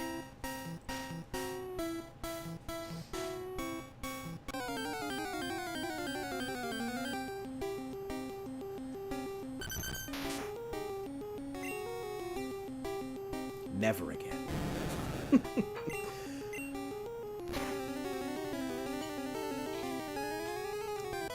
I think it's funny if someone makes an offensive joke about Sweden. Like, it's not that serious most of the time to make a joke about their country back. Yeah, I've kind of just, like, it has never really bothered me, you know? How I've always felt about the thing is that if everybody continues to feel extremely sensitive about things like that, how do we overcome the problem? How do you overcome something that is too touchy to talk about? And it becomes this thing that if everybody feels like they can't talk about it, eventually everyone stops talking about it. And then once everybody stops talking about it, then the negative side of it all has the chance to fester and proliferate and become more serious and worse than it already is. So then eventually it explodes through all this tension. How am I doing today? I'm doing pretty well. How about you? I gotta warn you. Jabanian has passed away. Jabanian got hit by a cloister. By Chat's cloister, and that was it. It was over. It got hit by the Aurora Beam. I wasn't expecting it. I thought I would be able to get a hit in, and it didn't happen. So long, Jabanian. The only good news is that I was able to go ahead and get a Doduo, which is the last flyer option I have available to me. So if I lose my Doduo, I have no more flyers. Huh? Yeah, I know. I laugh about it. Yeah, it has no wings either. So like I was telling them, I picture it. It's Head's helicopter. It's Head's helicopter. I was telling them that I picture somebody jumping on the back of a Doduo and just being like, "Doduo, fly!" And it's like, just floats off. Like, yeah, like on a string, kind of floats on. That's how I picture it. When I find Norwegians online, it becomes like a brotherly war. Oh, yeah, I mean, yeah, I get it. There's some countries where it's like that.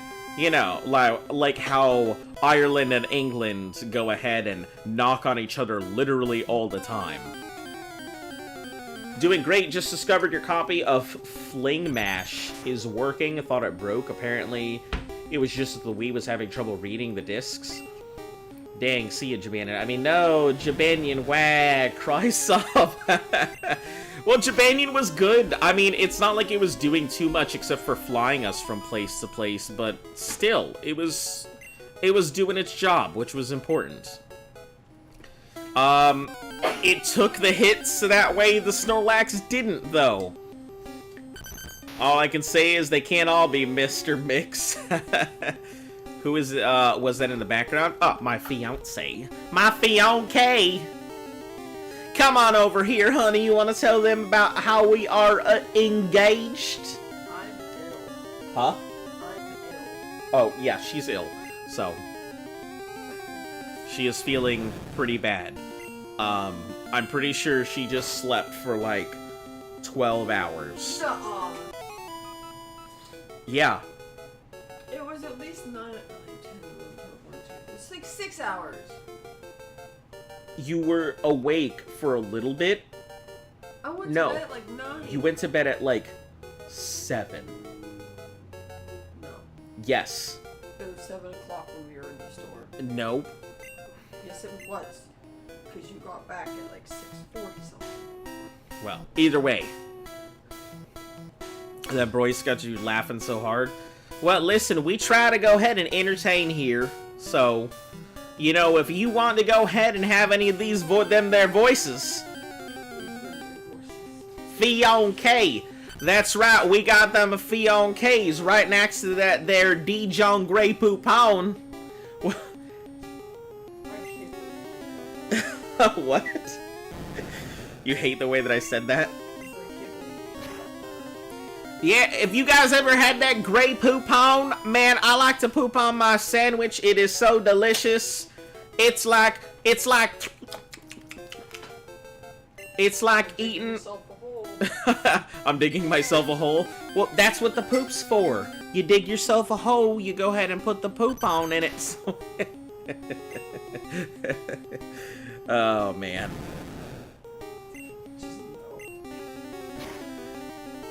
Man, honestly, like, 100% serious, I wish people clipped, like, a lot more stuff. Because I think some of the stuff that I say is really funny, but I never have the chance to, like, capture it myself. And sure, I could do it in post-production, but, like, it's just not the same.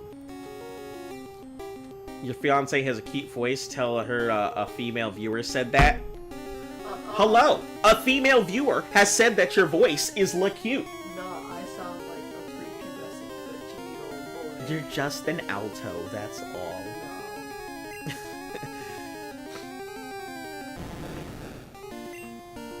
If any of you ever want to check her stuff... Oh, What? don't look at me. If any of you ever want to check out any of her stuff, she also has a YouTube channel, XX Luftkuss, XX. Oh, it isn't? Oh, well, it's Luftkuss, Luftkuss. Yeah, it is German for air kiss, but yeah. If you ever want to check it out, she has her own channel, so. We're in the process of upgrading our PCs and getting some stuff done, so her VTuber's currently on a hiatus, but it's mainly because we're trying to go ahead and get stuff done, to get the models and integration and faster hardware running. Are they on YouTube? On YouTube. I think she's gonna go ahead and link her stuff. Oh, I guess I could have just said me. Oh, you know what? You're right. You're right. It's horrifically long. Please disregard the obnoxious demon that is now sounding upon it in your ears. Oh, it does show up on stream. The little hearts. Yeah, like anyone will remember the name of her channel, maybe link it. Could you do it on both if you want it? Yeah. Ugh, this is disgusting. This makes me feel so dirty.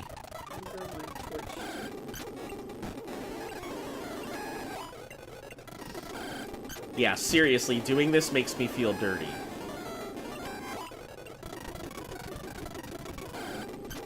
Important question for Luft. What is the best cheese of all cheeses? Brie. You said brie? I found brie. Yeah, she likes brie. We've kind of come to the... So, we have a local supermarket that, like, they bring in all kinds of crazy cheese from all over the world. So we've been trying our way through their cheese market.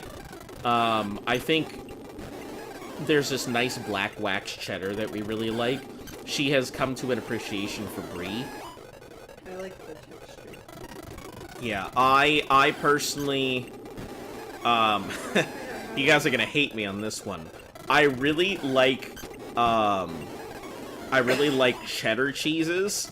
And I also do like Blue and Limburger, the big stinky cheeses that people hate most of the time. Munster's a pretty good cheese. But I grew up, my dad used to every Friday, he used to go ahead and bring it was either pizza and a movie night, or it was, cheese or food from around the world night. So I had all kinds of food, everything from snails to different cheeses. I've had, what's it called, durian, which I thought was disgusting. I don't know how anyone can call it the thing, but is this what a swarm of Zubats sounds like? Basically. This is what a swarm of Zubats feels like. It's disgusting. I feel dirty doing this. But you guys are absolutely right that the grind is the worst part about this.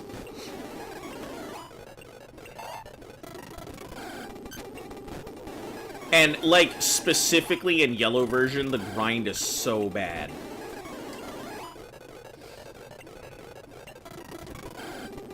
Even more important question for Luft. Who is the best character that appears in Shrek 7? What? What? You're talking about the Shrek shorts, there isn't a Shrek 7. So, just take the rare candy? No! We're not gonna... Also, how could I just take the rare candy? I can't, like... There's no rare candies for me to get. I have to get whatever's in-game. If you mean missing knowing the rare candy into existence, nah, we're not gonna do that. Listen, why would I cut out, like, at least content? Like, I would literally be cutting out the whole first generation if I were to do it. I mean, if I really wanted to go about doing this quickly, I wouldn't even be doing this. I would have just gotten myself a level 100 Nidoking, and then just done it from there. If I really was that worried about saving time.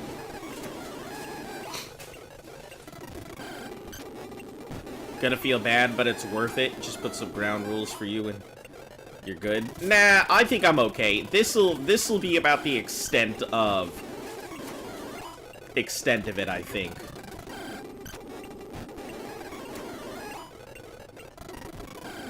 I'm going to at least grind it all out myself. Even if it takes a little bit, I would rather just go ahead and grind it out myself rather than just spam. Of course, you have a level cap. It's not steamroll to level 100. I mean, yeah, but I'm just not going to do it. No reason to push it. I'm already pushing what I feel is icky by going at fast speeds. I already don't like this to begin with, but I'm going to do it. So this is about as far as my my moral compass will let me go here. Ow.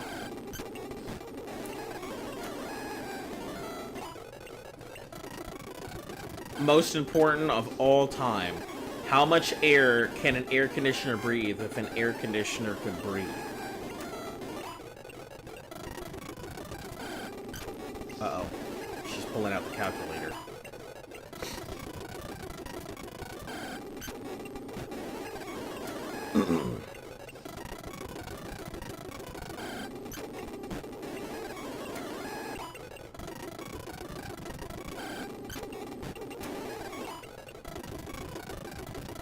We gotta leave at least 2 surfs left.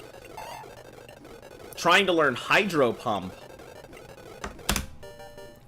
Make room for Hydro Pump. Yes, please. What are we gonna get rid of? Tackle. Ooh, good question.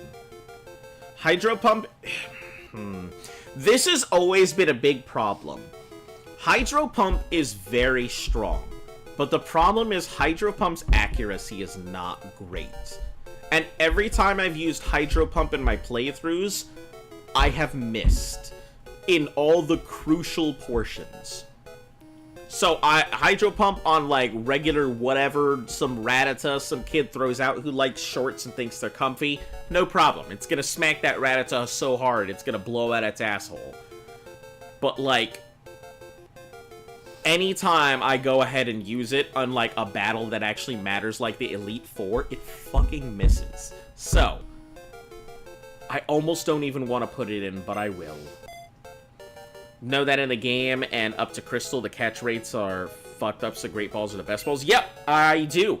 That is why I will never buy an Ultra Ball. You will only see me pick up Great Balls, because Great Balls are best balls.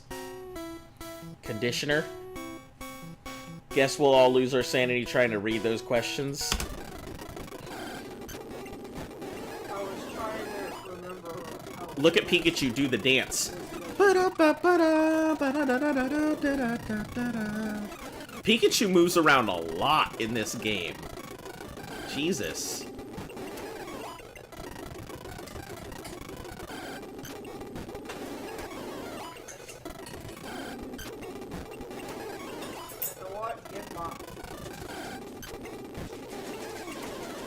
Balls? Balls? Yeah, that's right. I said balls. Ha! I said balls. Ha ha. Yes, the big balls. The great balls. I said balls. Oh. Oh, okay. Never mind. I thought you meant Ozzy Osbourne. I did. Oh. I was talking about his song. What song? Oh, that's... What the... Hold on. Is that not Ozzy? Are you about to tell me that I've got big balls? Yeah, that one. You... Is that not Ozzy? No. Who is that? That is... Because I thought it sounded like them. It's been a while since I heard know the name. It's AC/DC. Is it AC/DC? It is. Oh. Yes. Sorry, I had to, like... Sorry, I had to have think. literal brain damage. But yeah, it is AC/DC who does that.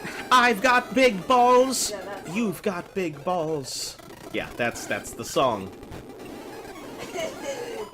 We're just gonna hydro pump that Diglett, send it back to the fucking Stone Age.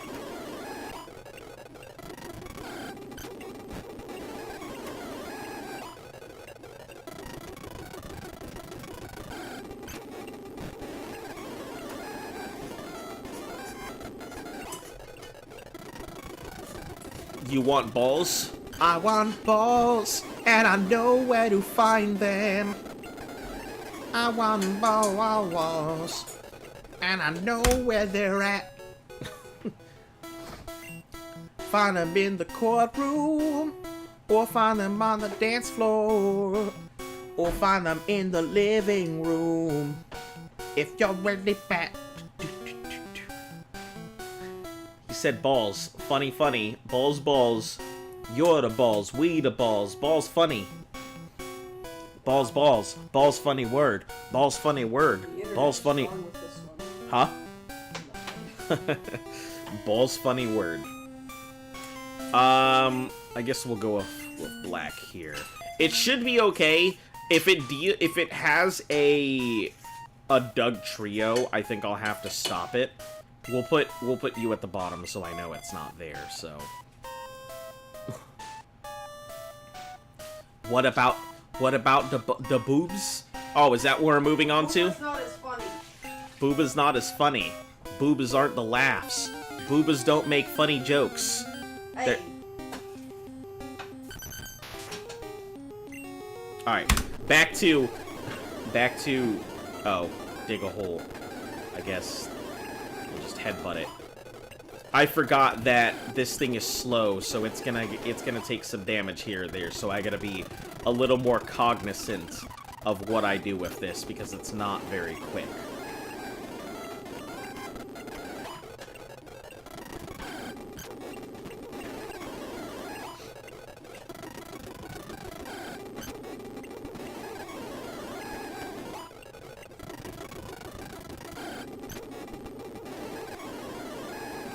Oh, that eye thing? I like that. Boobs are powerful weapons of mass destruction with mass destruction properties. I mean, yeah, I guess it depends on the booba. Like, I'm sure some of them could be. Oh, let's just rest here.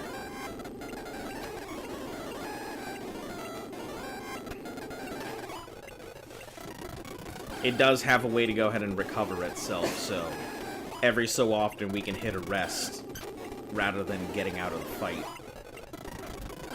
It doesn't have as many options available to it, so I'm gonna have to occasionally, like, switch it out. Not until we get Body Slam is it gonna have some options. Amnesia's pretty garbage. I was about to say those are fighting words, but I realized you weren't talking about.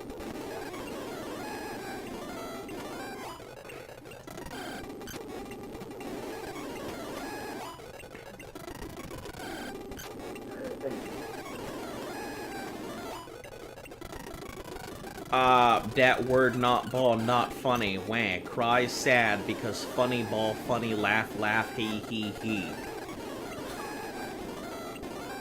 Feel very strongly about that, huh?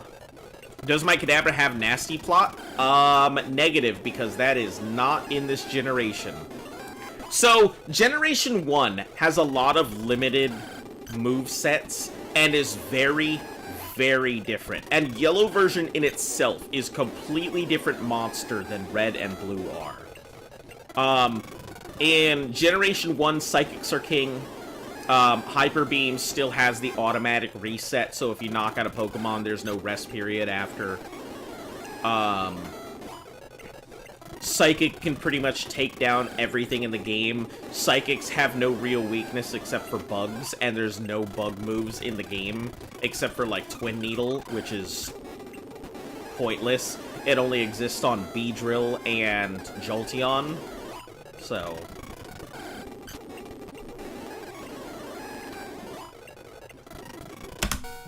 Alright, so... Your favorite mon is Hypno? Hypno is a pretty good one. Alright. We're gonna switch up to... Actually, you know what? Let's put Dick up front.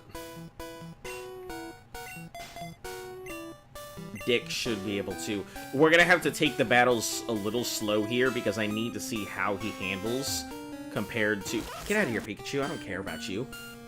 I need to see how he handles compared to some of the other mons in my party.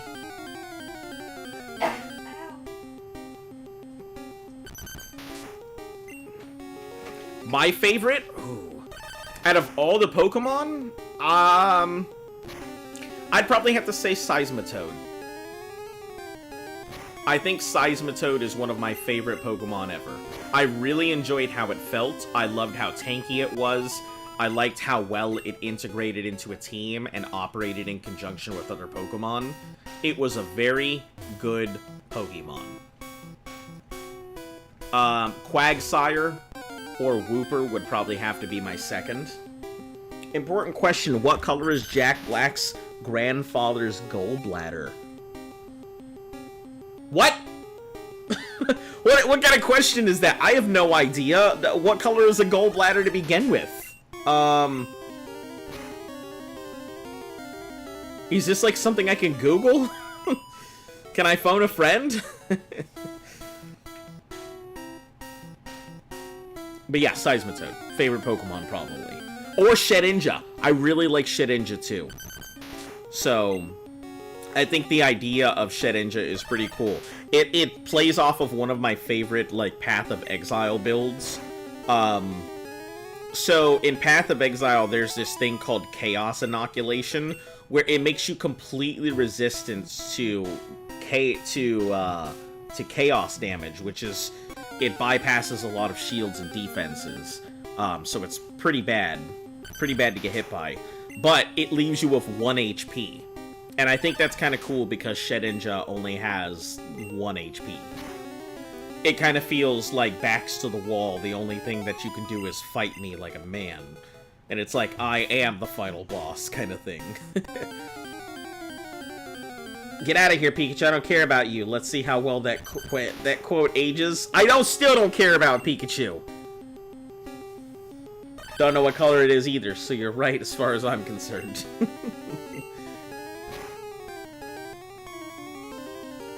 Okay, so we're good. I just need to be a little careful about level 22s. But it looks like I can scratch my way through stuff. If a Doug Trio pops up, I'm probably gonna have to figure out a way to handle it, because I don't have my normal go-tos anymore.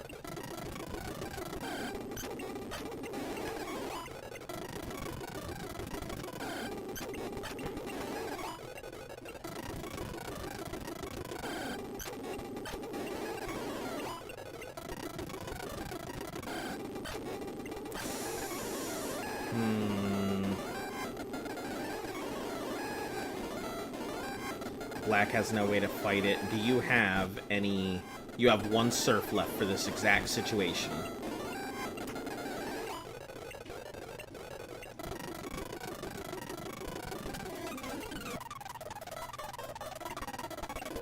Yeah, it has no way to handle that, so...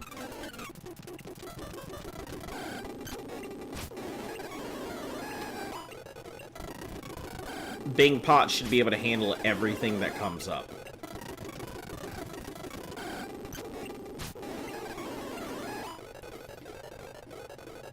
I have a love for Mareep, cute little... Oh, Ampharos! See, I completely forgot about Ampharos. I really wish Ampharos got, like... If there was one non-legendary Pokemon that I think could be a legendary, I feel like Ampharos has the field for it. So, sheep are your favorite animal. They're like humans. They're only better. I mean, some people who got themselves a particular disease, some STI, probably would agree with you. In fact, there would be somewhat of concern if you did know the answer. I think sheep are pretty cool.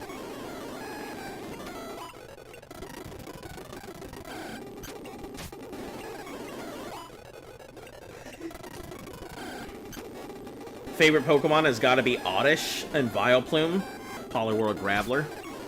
Yeah, I don't know why. Like, I'm a lot of the legendaries I don't like that much. I don't think I've ever really had a feel for them. I think some of the stupidest legendaries are like Manphy and Jirachi and all of those cutesy-ass things that they came out with as legendaries. I understood Mew, but they just kept trying to recapture, like, the cute of Mew, and it just did not.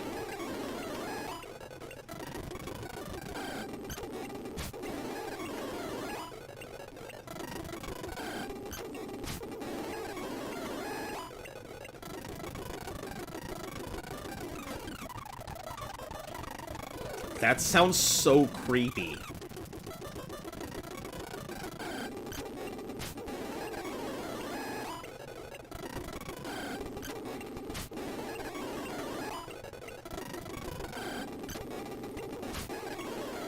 You have a 35% catch rate on Diglett at max HP with a normal Pokeball without any statuses. Huh. I didn't realize that.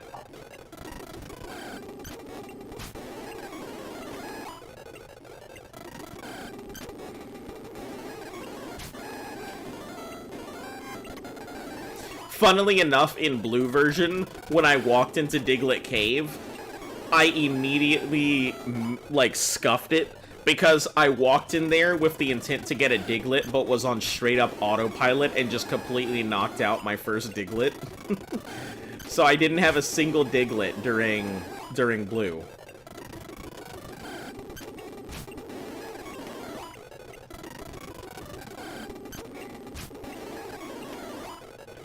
Unpopular opinion, Mew is a Pokemon that goes meow sometimes.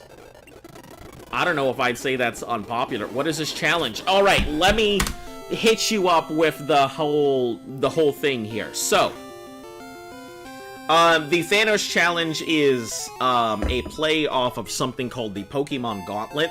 Some guy theory crafted an idea to play the entirety of the Pokemon main series games with the Nuzlocke encounter rules, right?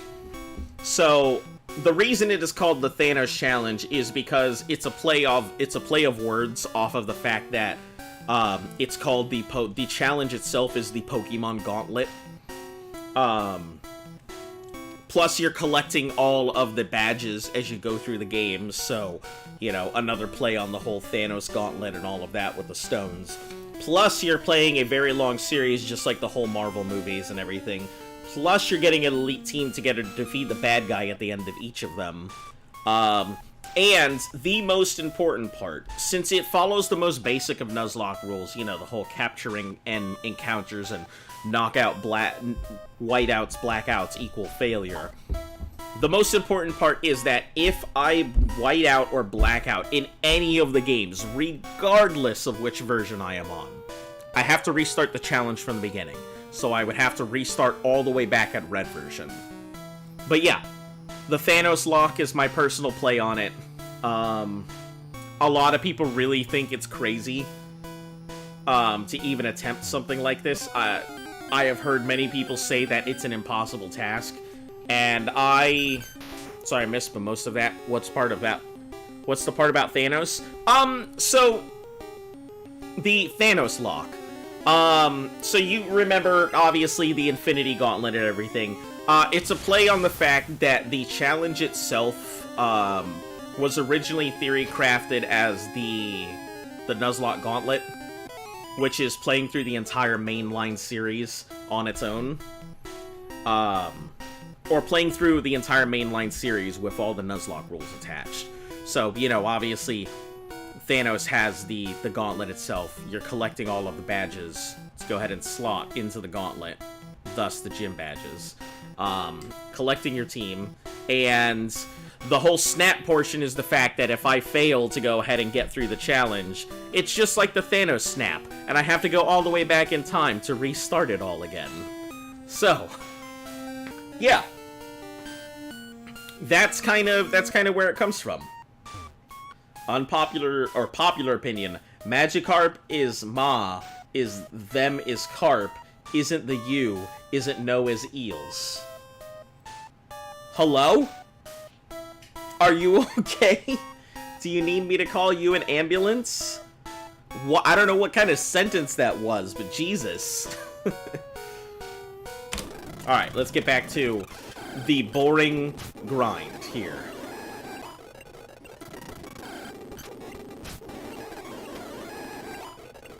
I only just recently started speeding this up because the grind is so insanely long. And yellow version think they need an ambulance for real? Well, thank you very much for the... Did I miss? You son of a bitch, you better hit with the psychic. Thank you very much for taking the time out of your day to come see me there, Totally Bill. I very much appreciate it. Any subs, likes, shares, all of that helps the channel grow. Yeah, my normal stream schedule tends to be like Monday through Sunday, so you can usually find me here 7 days a week, with the occasional day off here or there because I need to get something done, so yeah. If you lose, then half of the versions disappear from the next attempt of the run? No, that would be pretty cool. There is an optional thing that I did consider, and I don't remember who suggested it. But it is definitely a rule I may... Bill from Left 4 Dead. I may very much consider doing... adding it to the rule set if I have to do it again, called Generational Genocide. It's a rule somebody came up with that if a Pokemon is knocked out, it is considered dead for the entire run. It and its generational line are considered dead. So if I were to, like, lose my Bulbasaur or Venusaur in a run, that would be it. Venusaur and Bulbasaur and all of its line would be considered dead, and I can no longer use them. So... yeah. We'll see how it goes. Maybe I'll institute Generational Genocide as a rule if this attempt ends up failing and we have to restart again. I'm hoping not, because that's like 90 plus hours of work.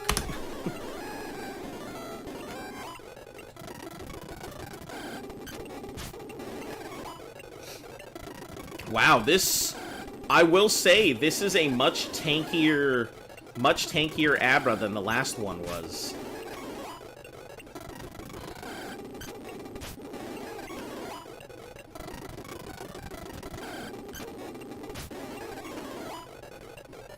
And what is Left 4 Dead? Left 4 Dead is a zombie game where 4 players work together to go ahead and escape giant hordes of zombies. There's a story. I mean, I'm sure there is a story, but Lord knows I don't know it. Yeah, but you play through a story. Yeah, it's about being lucky. Alright. Let's go ahead and dig back to the center. What is the next level cap? I actually don't play with level caps.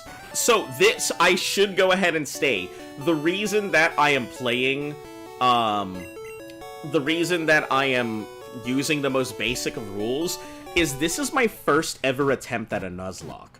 I just so happen to choose the hardest possible Nuzlocke, like, there is, as my challenge for my first ever Nuzlocke into the community. So I'm relatively new to Nuzlocking in general.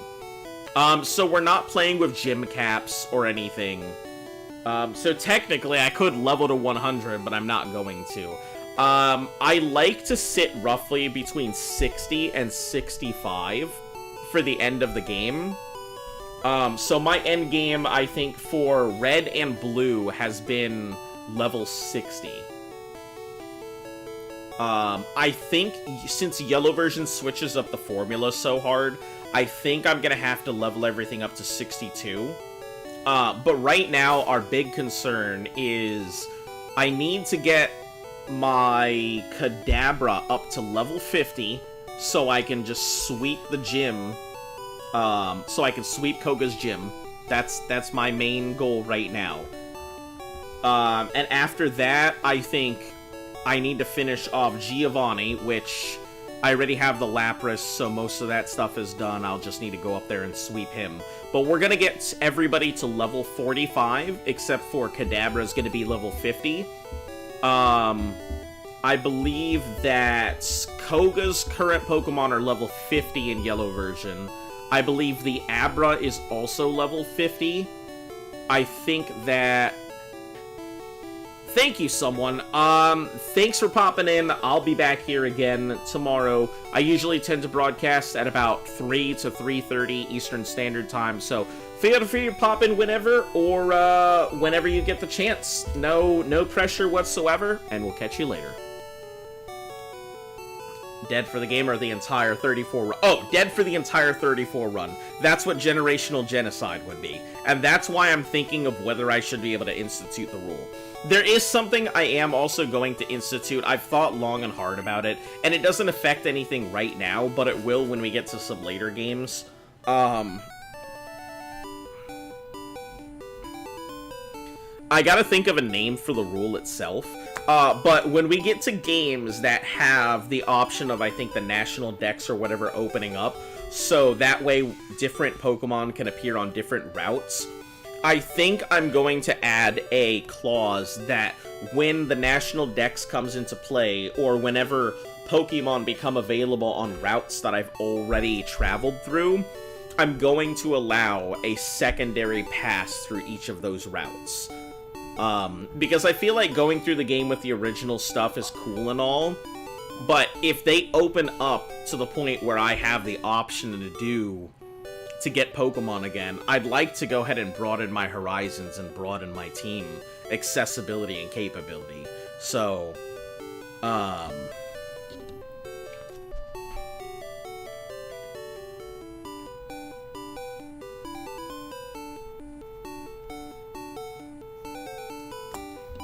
yeah, I don't know what to name the thing, but I guess we'll have to figure out what to name it.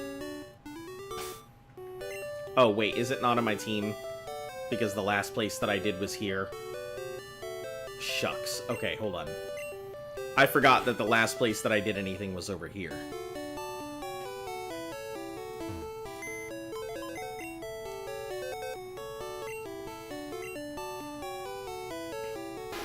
Deposit Lucky. Withdraw Last Resort. But yeah, there's a couple things that I've wanted to go ahead and add. I think that generational genocide, if it ends up being, if I end up failing this run, I think I will add it in for the next run. And yeah, I don't know what I'm gonna call the next rule. Should probably go for today, try and make back tomorrow. Alright, you had a fantastic day, Super Plush. Have a great night. See you then. Or whenever we see you. Even if it's not tomorrow.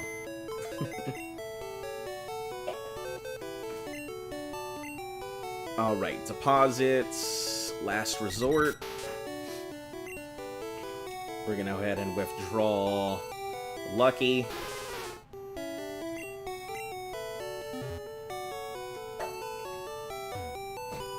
So, while we're working with Lucky, we are absolutely not going to speed anything up, because Lucky is not in a position where they can stand on their own two legs at the moment.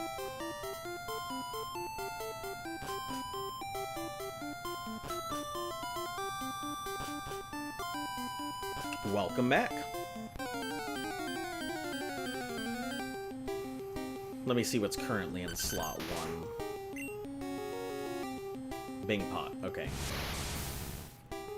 Alright, yeah, so while we're working with Bing Pot, we're A-okay. We can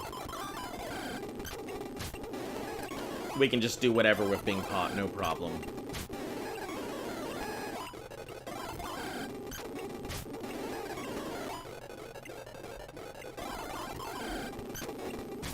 Yeah, if you have any questions about the thing, or you have any suggestions, please let me know. I've looked into a lot of stuff and considered a lot of possibilities here in the game, so there are a couple reasons why I don't do things, or why I do things differently than anybody else. Like I said, I feel dirty using the fast speed here. Personally, I would have just played it without any of the sped up stuff. But I think the grind is horrifically long.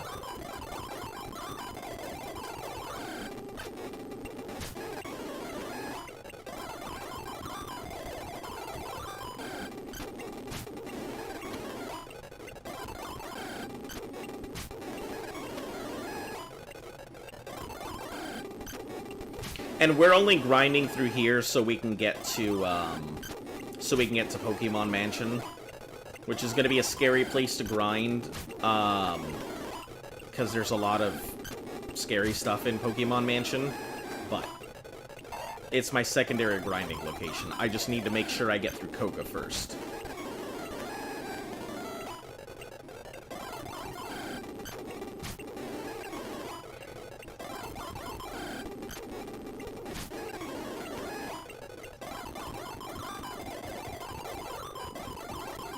That sounds so horrific listening to that song.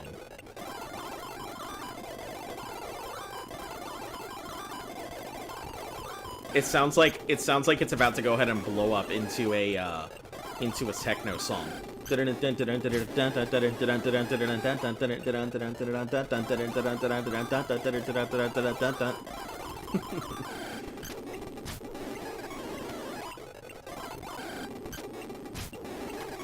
Oh shit, I did not mean to psychic that poor Diglett.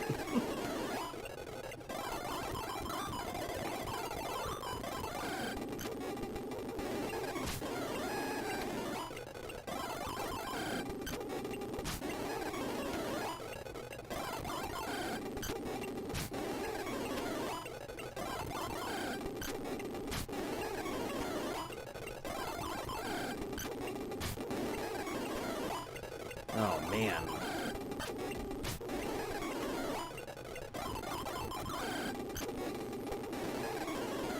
This sound is terrible. It's a sound that comes straight from hell. Yeah, it definitely is. It's a horrific noise. It's not even music. It really is just noise.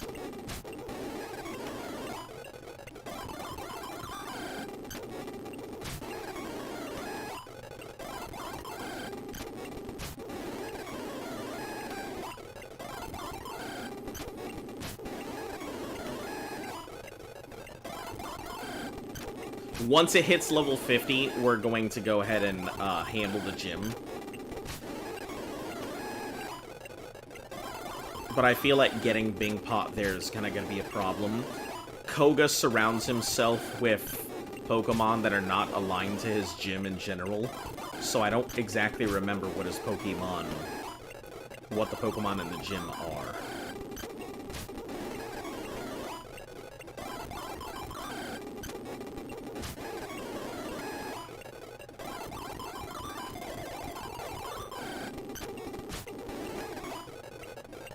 Poor Diglett, once again got psychicked.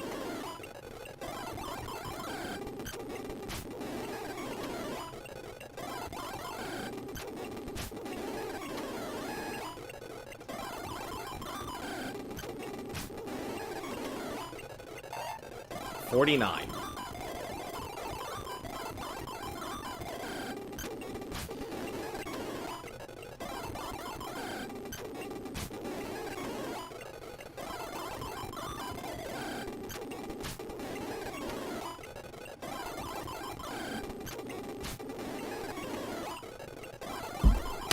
Alright, now we can switch. Bing Pot is down at the bottom now. Lucky, you're coming up top. And while we're using Lucky, we are not speeding anything up. Because I need to be able to actually control what's happening with Lucky. Since Lucky is not fast and is guaranteed to take a hit.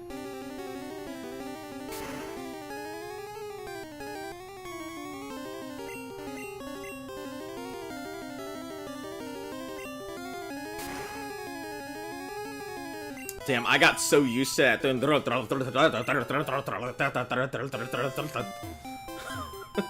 Just going off in my ear.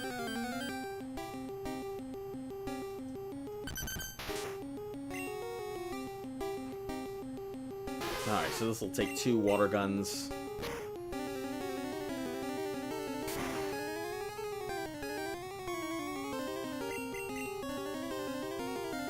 Yeah, Diglets don't tend to use Scratch back-to-back, so I'm usually okay if I get the first Scratch in.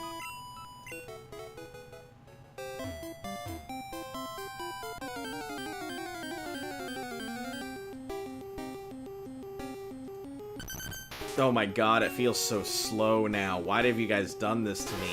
Now I'm just like, it's so slow.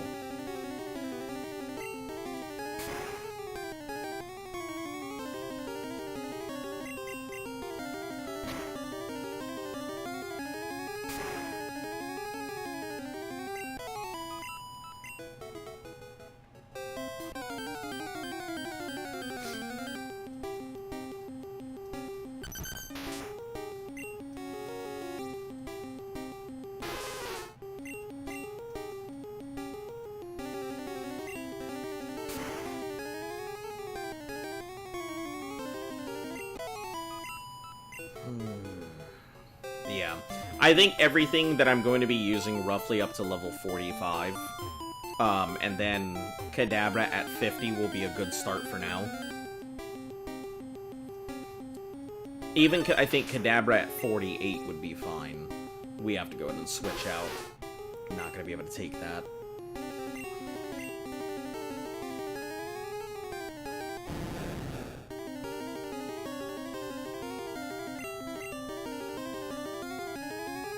Can I tackle it down? I doubt it, but... Nope.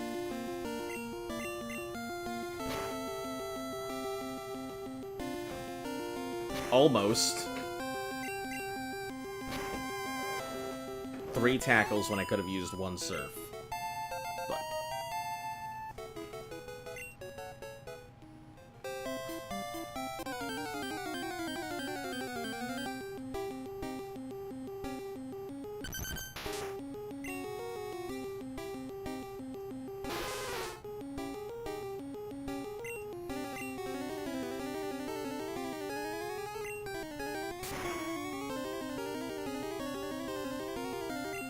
Alright.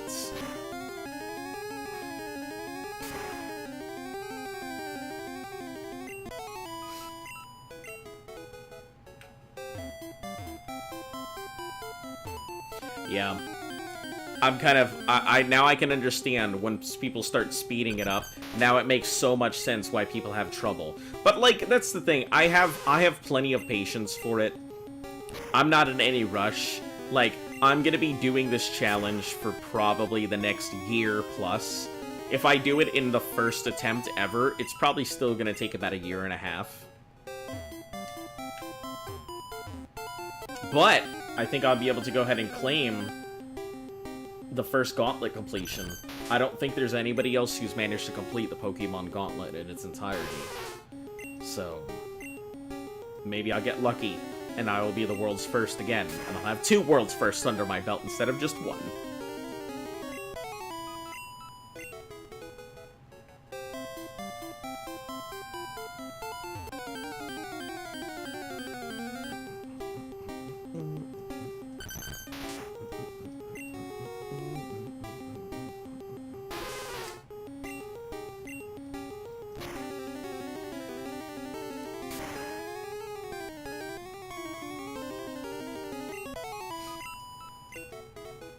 Yeah, if we get something that's too heavy and it digs, then we're gonna have to switch out as well. So anything level 19 or over, I think, will survive. 18 may actually survive, I have no idea.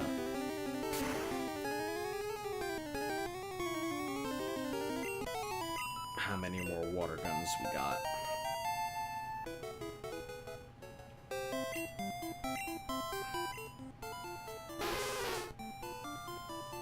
$39.41? Okay, perfect. That means this thing is going to be way better for Lance than it was originally.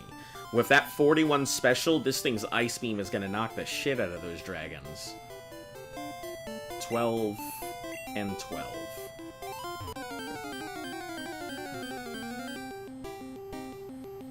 So that's going to be between 6 and about 10 Diglets.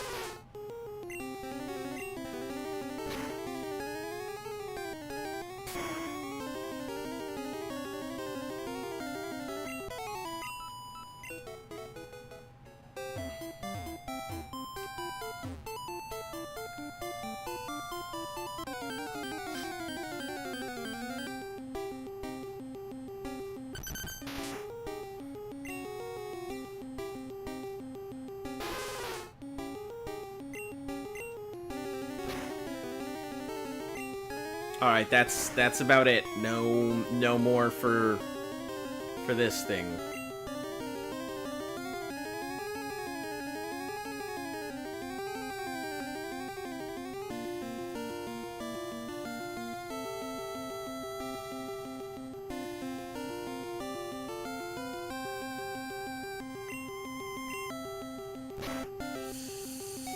Yep, I figured that was it. Okay, I just had to run my thing and hope it would work. Okay. So, I guess we'll throw black up front. Meowth will be there as a backup. Actually, you know what? Let's throw Richard up front.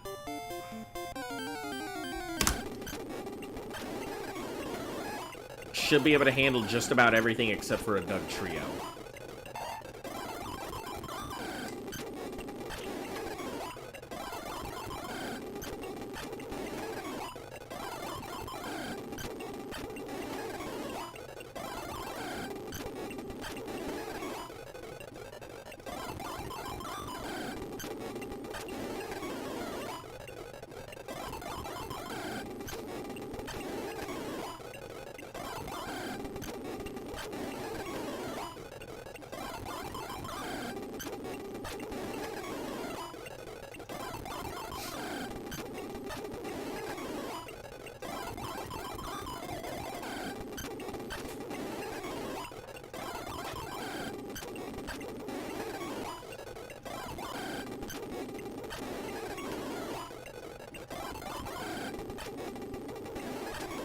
Yeah, Doug Trio needs to actually switch out, so...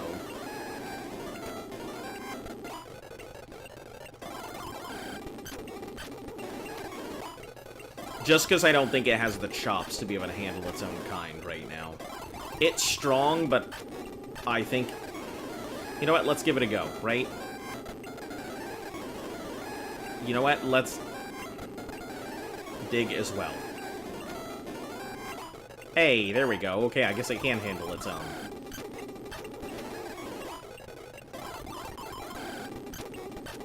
Stronger dig, I guess.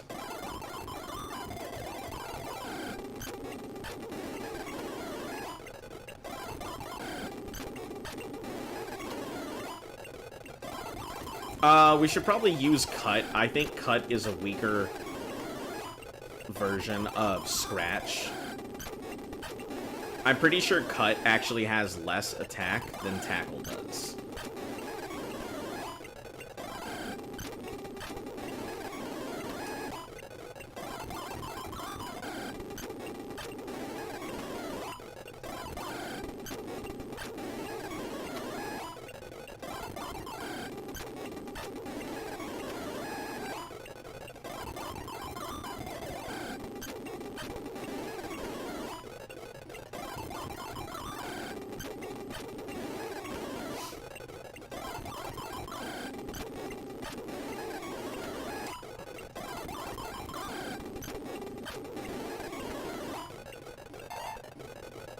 Trying to learn Slash. Yeah, that's the good stuff. So we replace Scratch with Slash.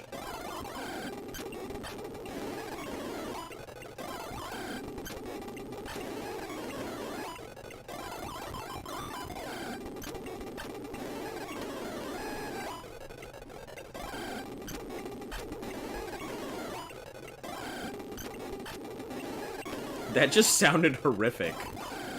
It just went from one thing immediately into another.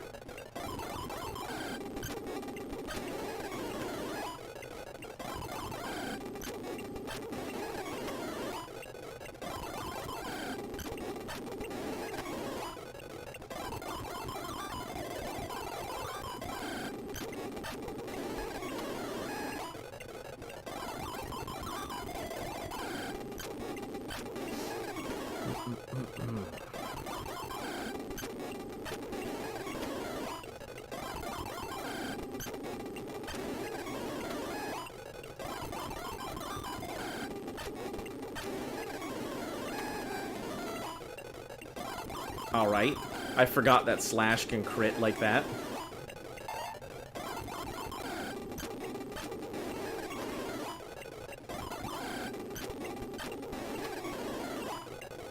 Is it always going to be a crit? Because if that's the case, I mean, we shouldn't have any problem dealing with any of these things.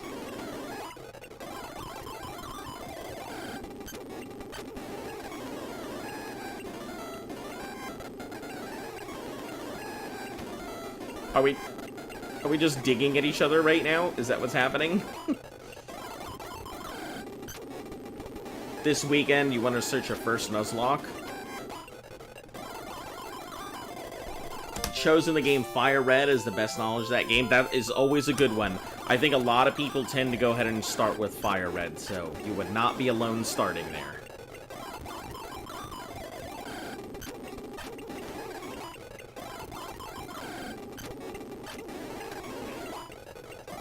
I think Fire Red is just better in general. I believe it has a lot of the modern amenities of the new games.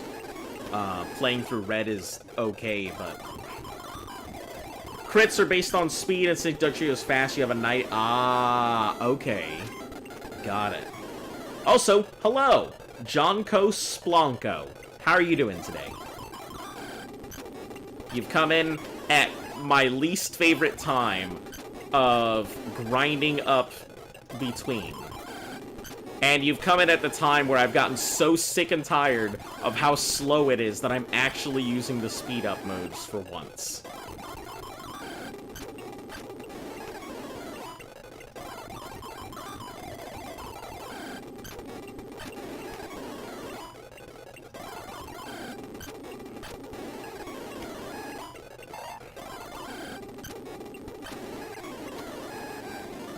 With the fastest Slash user in Gen 1 being Persian, you have a 99.6, landing a crit. Yeah, I think somebody mentioned that Persian was an extremely good Pokemon to go with when it came for getting Slash crits. And I believe that Mankey is relatively good for the Karate Chop critical as well.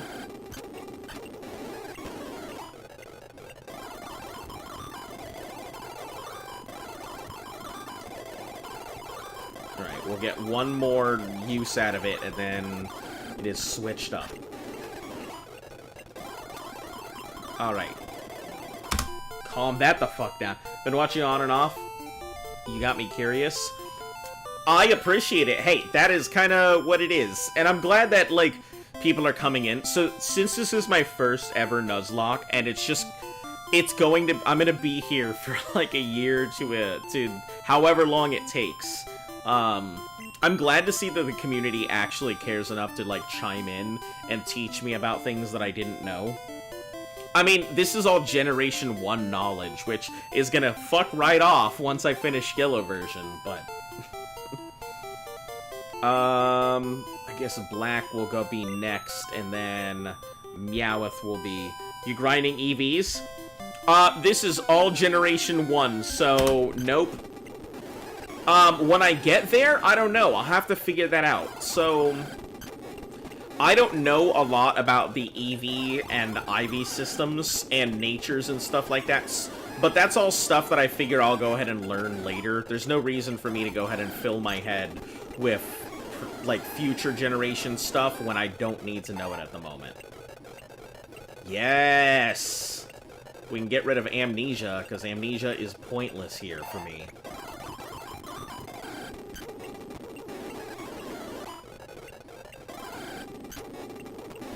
But yeah, maybe in the future I'll go ahead and be worried about EVs, but not right now. Currently, this is all just level grinds.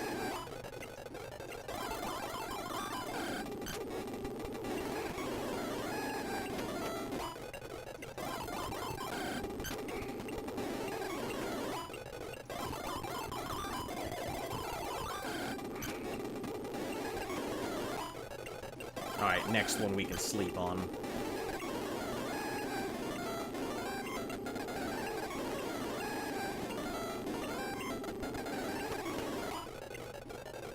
So Gen 1 only, it's easier than ever with no EV caps. You can max out everything you want. Oh no, let me yeah, Gen 1 let me hit you up with do you know exactly what the challenge is? I don't know if you've been around to hear what the entirety of this challenge is. I slowed it down so I can actually pay attention rather than hearing this banshee death shriek of whatever the music is when it's sped up.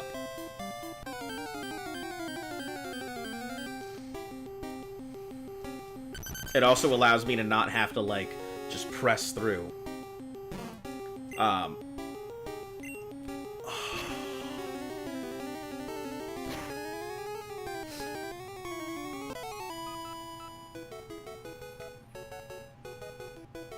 Also, what is day 40? You've been doing this for 42 days? That is correct.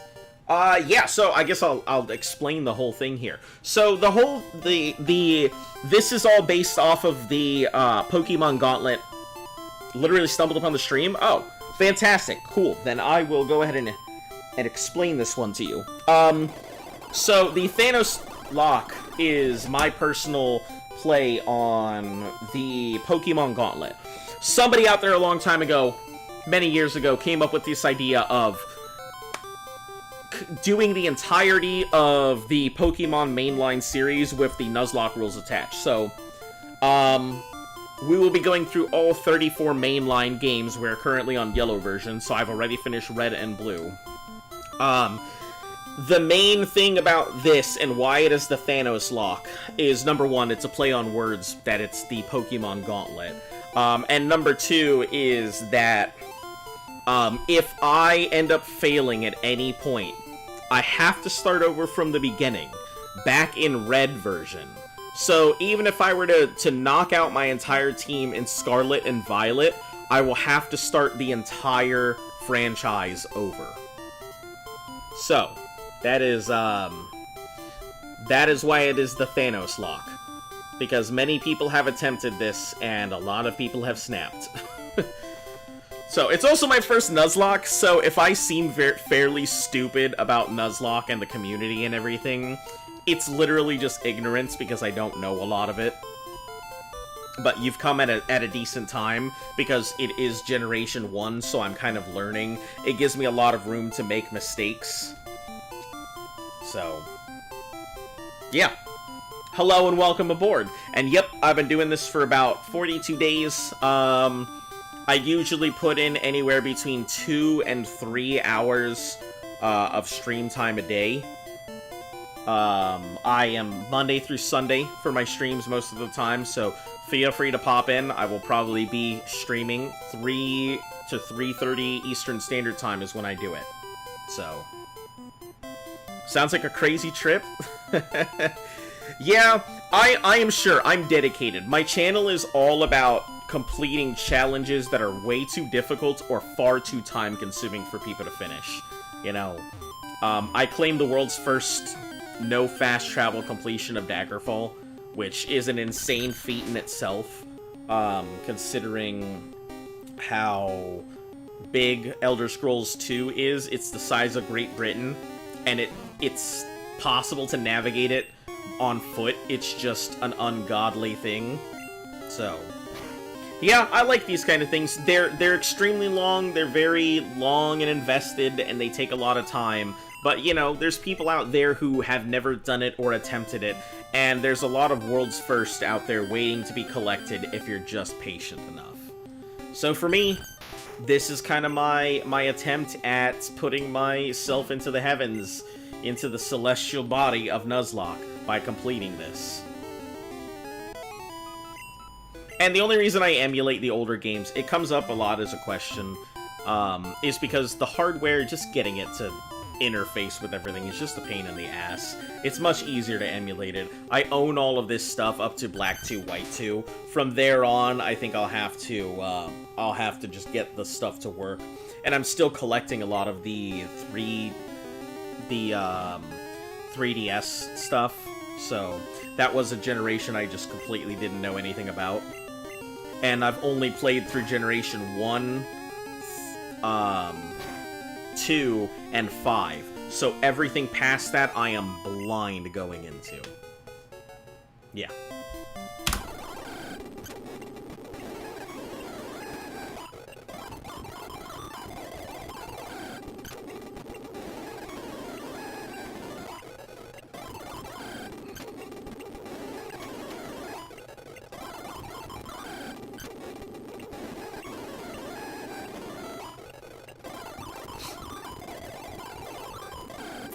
Yeah, I'll probably be calling it here for today shortly. Not right now, but sometime soon.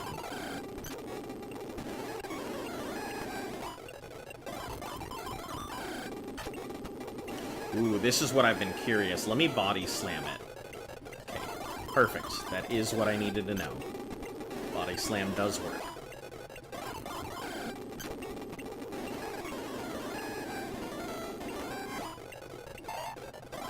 $36. Perfect. Have you played all the Pokemon games or some games still? So I've played first generation, which is red, blue, yellow. I've played gold, silver, and crystal. I have not played emerald, ruby, sapphire, diamond, pearl, platinum. I've played black, white. I've played part of black 2, white 2, but not all of it. So that's gonna be a surprise. And everything after that is all surprise to me. I haven't played anything past Black 2, White 2. So all of that is uncharted territory for me.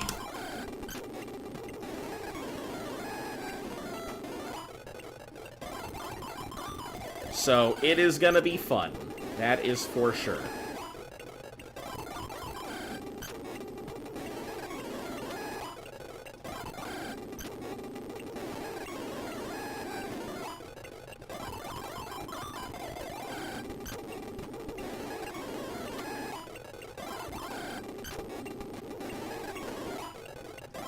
Did I outspeed that Diglett?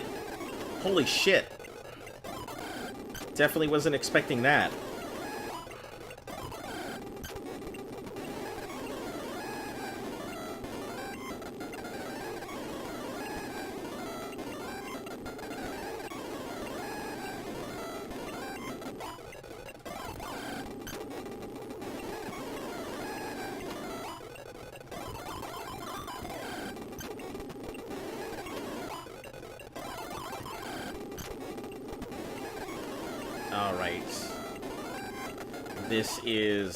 That's the last one there. So, we're gonna switch that up for Meowth here. Now we're back on.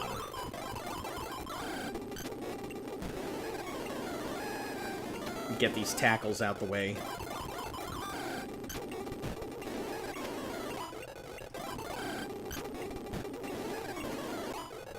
But yeah, I'm fairly excited. I don't know a lot of... Between 3 and 4, I think that's gonna be a big holdup. I'm already scared of Gold, Silver, and Crystal because of Whitney. Whitney, I believe, is gonna be a big holding point. So I'm gonna have to be very careful and hope that I can get a good fighting type that can handle it early. Because Whitney's rollout milk tank is ungodly.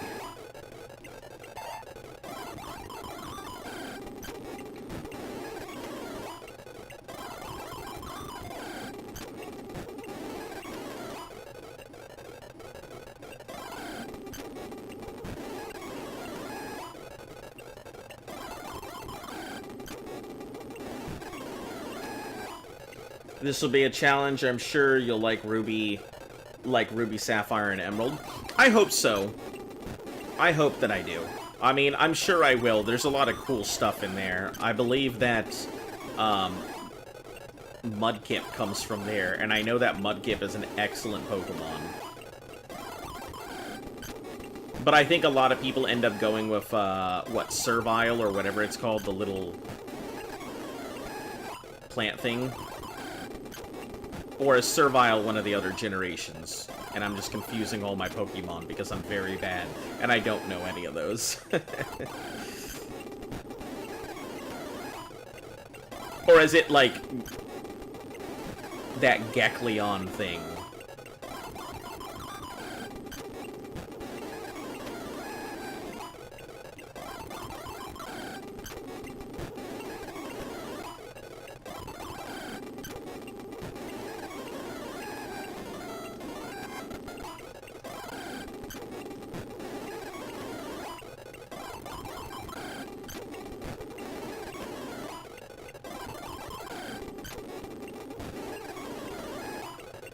Oh, man.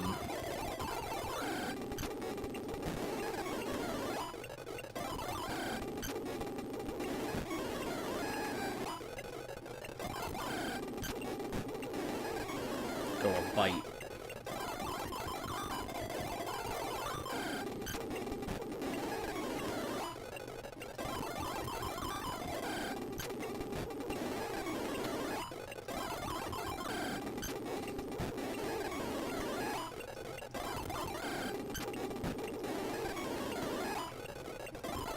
I do like that our pool noodle. Yeah, Trico, Torchic, and Mudkip.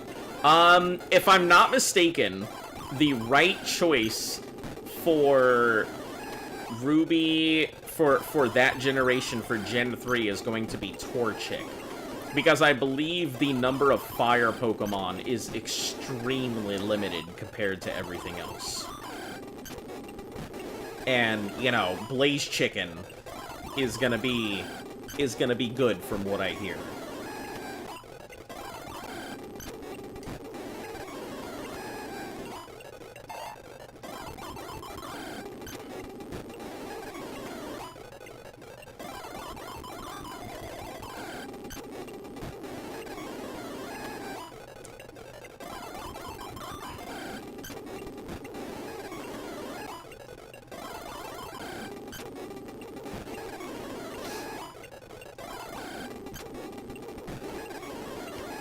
Oh, man.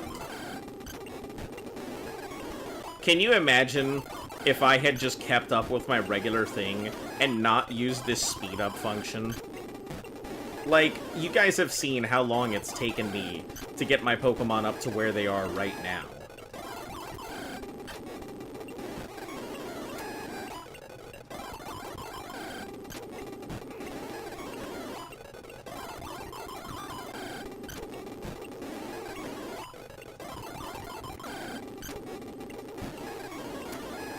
Wow. Hydro Pump that Diglett. Get it back in the hole. Never come up again for air.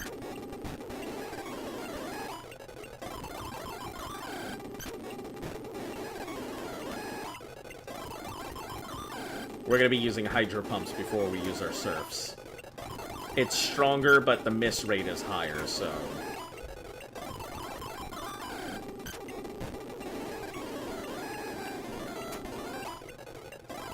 Case in point.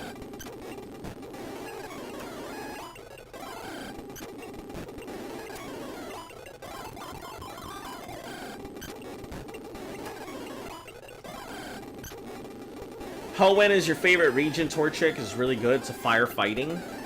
Yeah, more likely than not, I'm probably going to end up going with Torchic. I've heard from some of the Nuzlocke things I've had to do in my research, that Torchic is just the better option. Mudkip is overall a good option, but because of the lack of fire types and the saturation of water types in that generation, your Torchic will serve its purpose when it needs to, but there's plenty of other water types to choose from, so there's no reason to rely on Mudkip.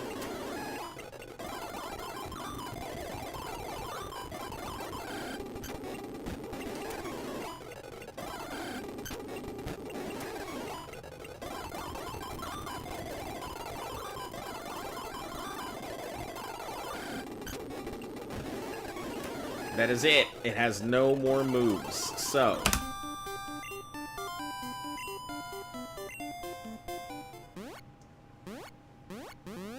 who's the next gym leader? Or who's the next gym leader cap? I don't actually run on gym leader caps, but the next one I'm doing is Koga. So, my plan is, even though I don't use gym caps or anything, because I think gym caps fall under hardcore rules, if I'm not mistaken. Or maybe it's an amendment rule to it.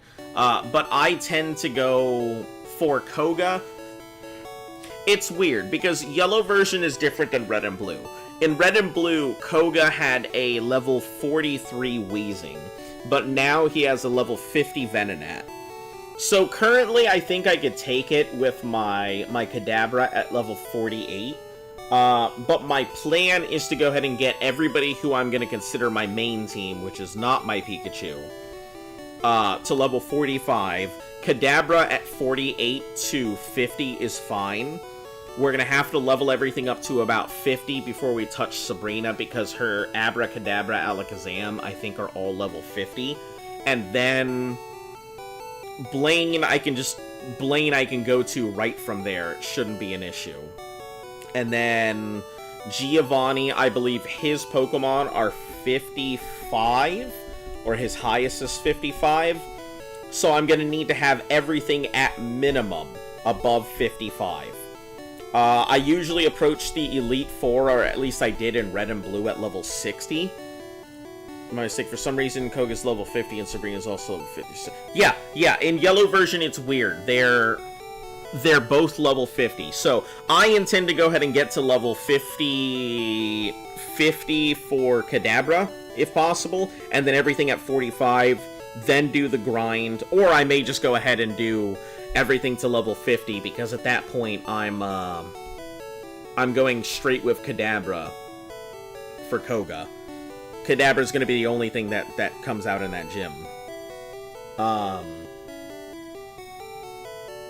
Yeah, and then I have to be above 55 if I want to avoid the Horn Drill, which, I mean, Meowth, my pool noodle, is gonna handle just about everything in the gym anyway. But I intend to go ahead and handle the Elite Four between level 60 and 62.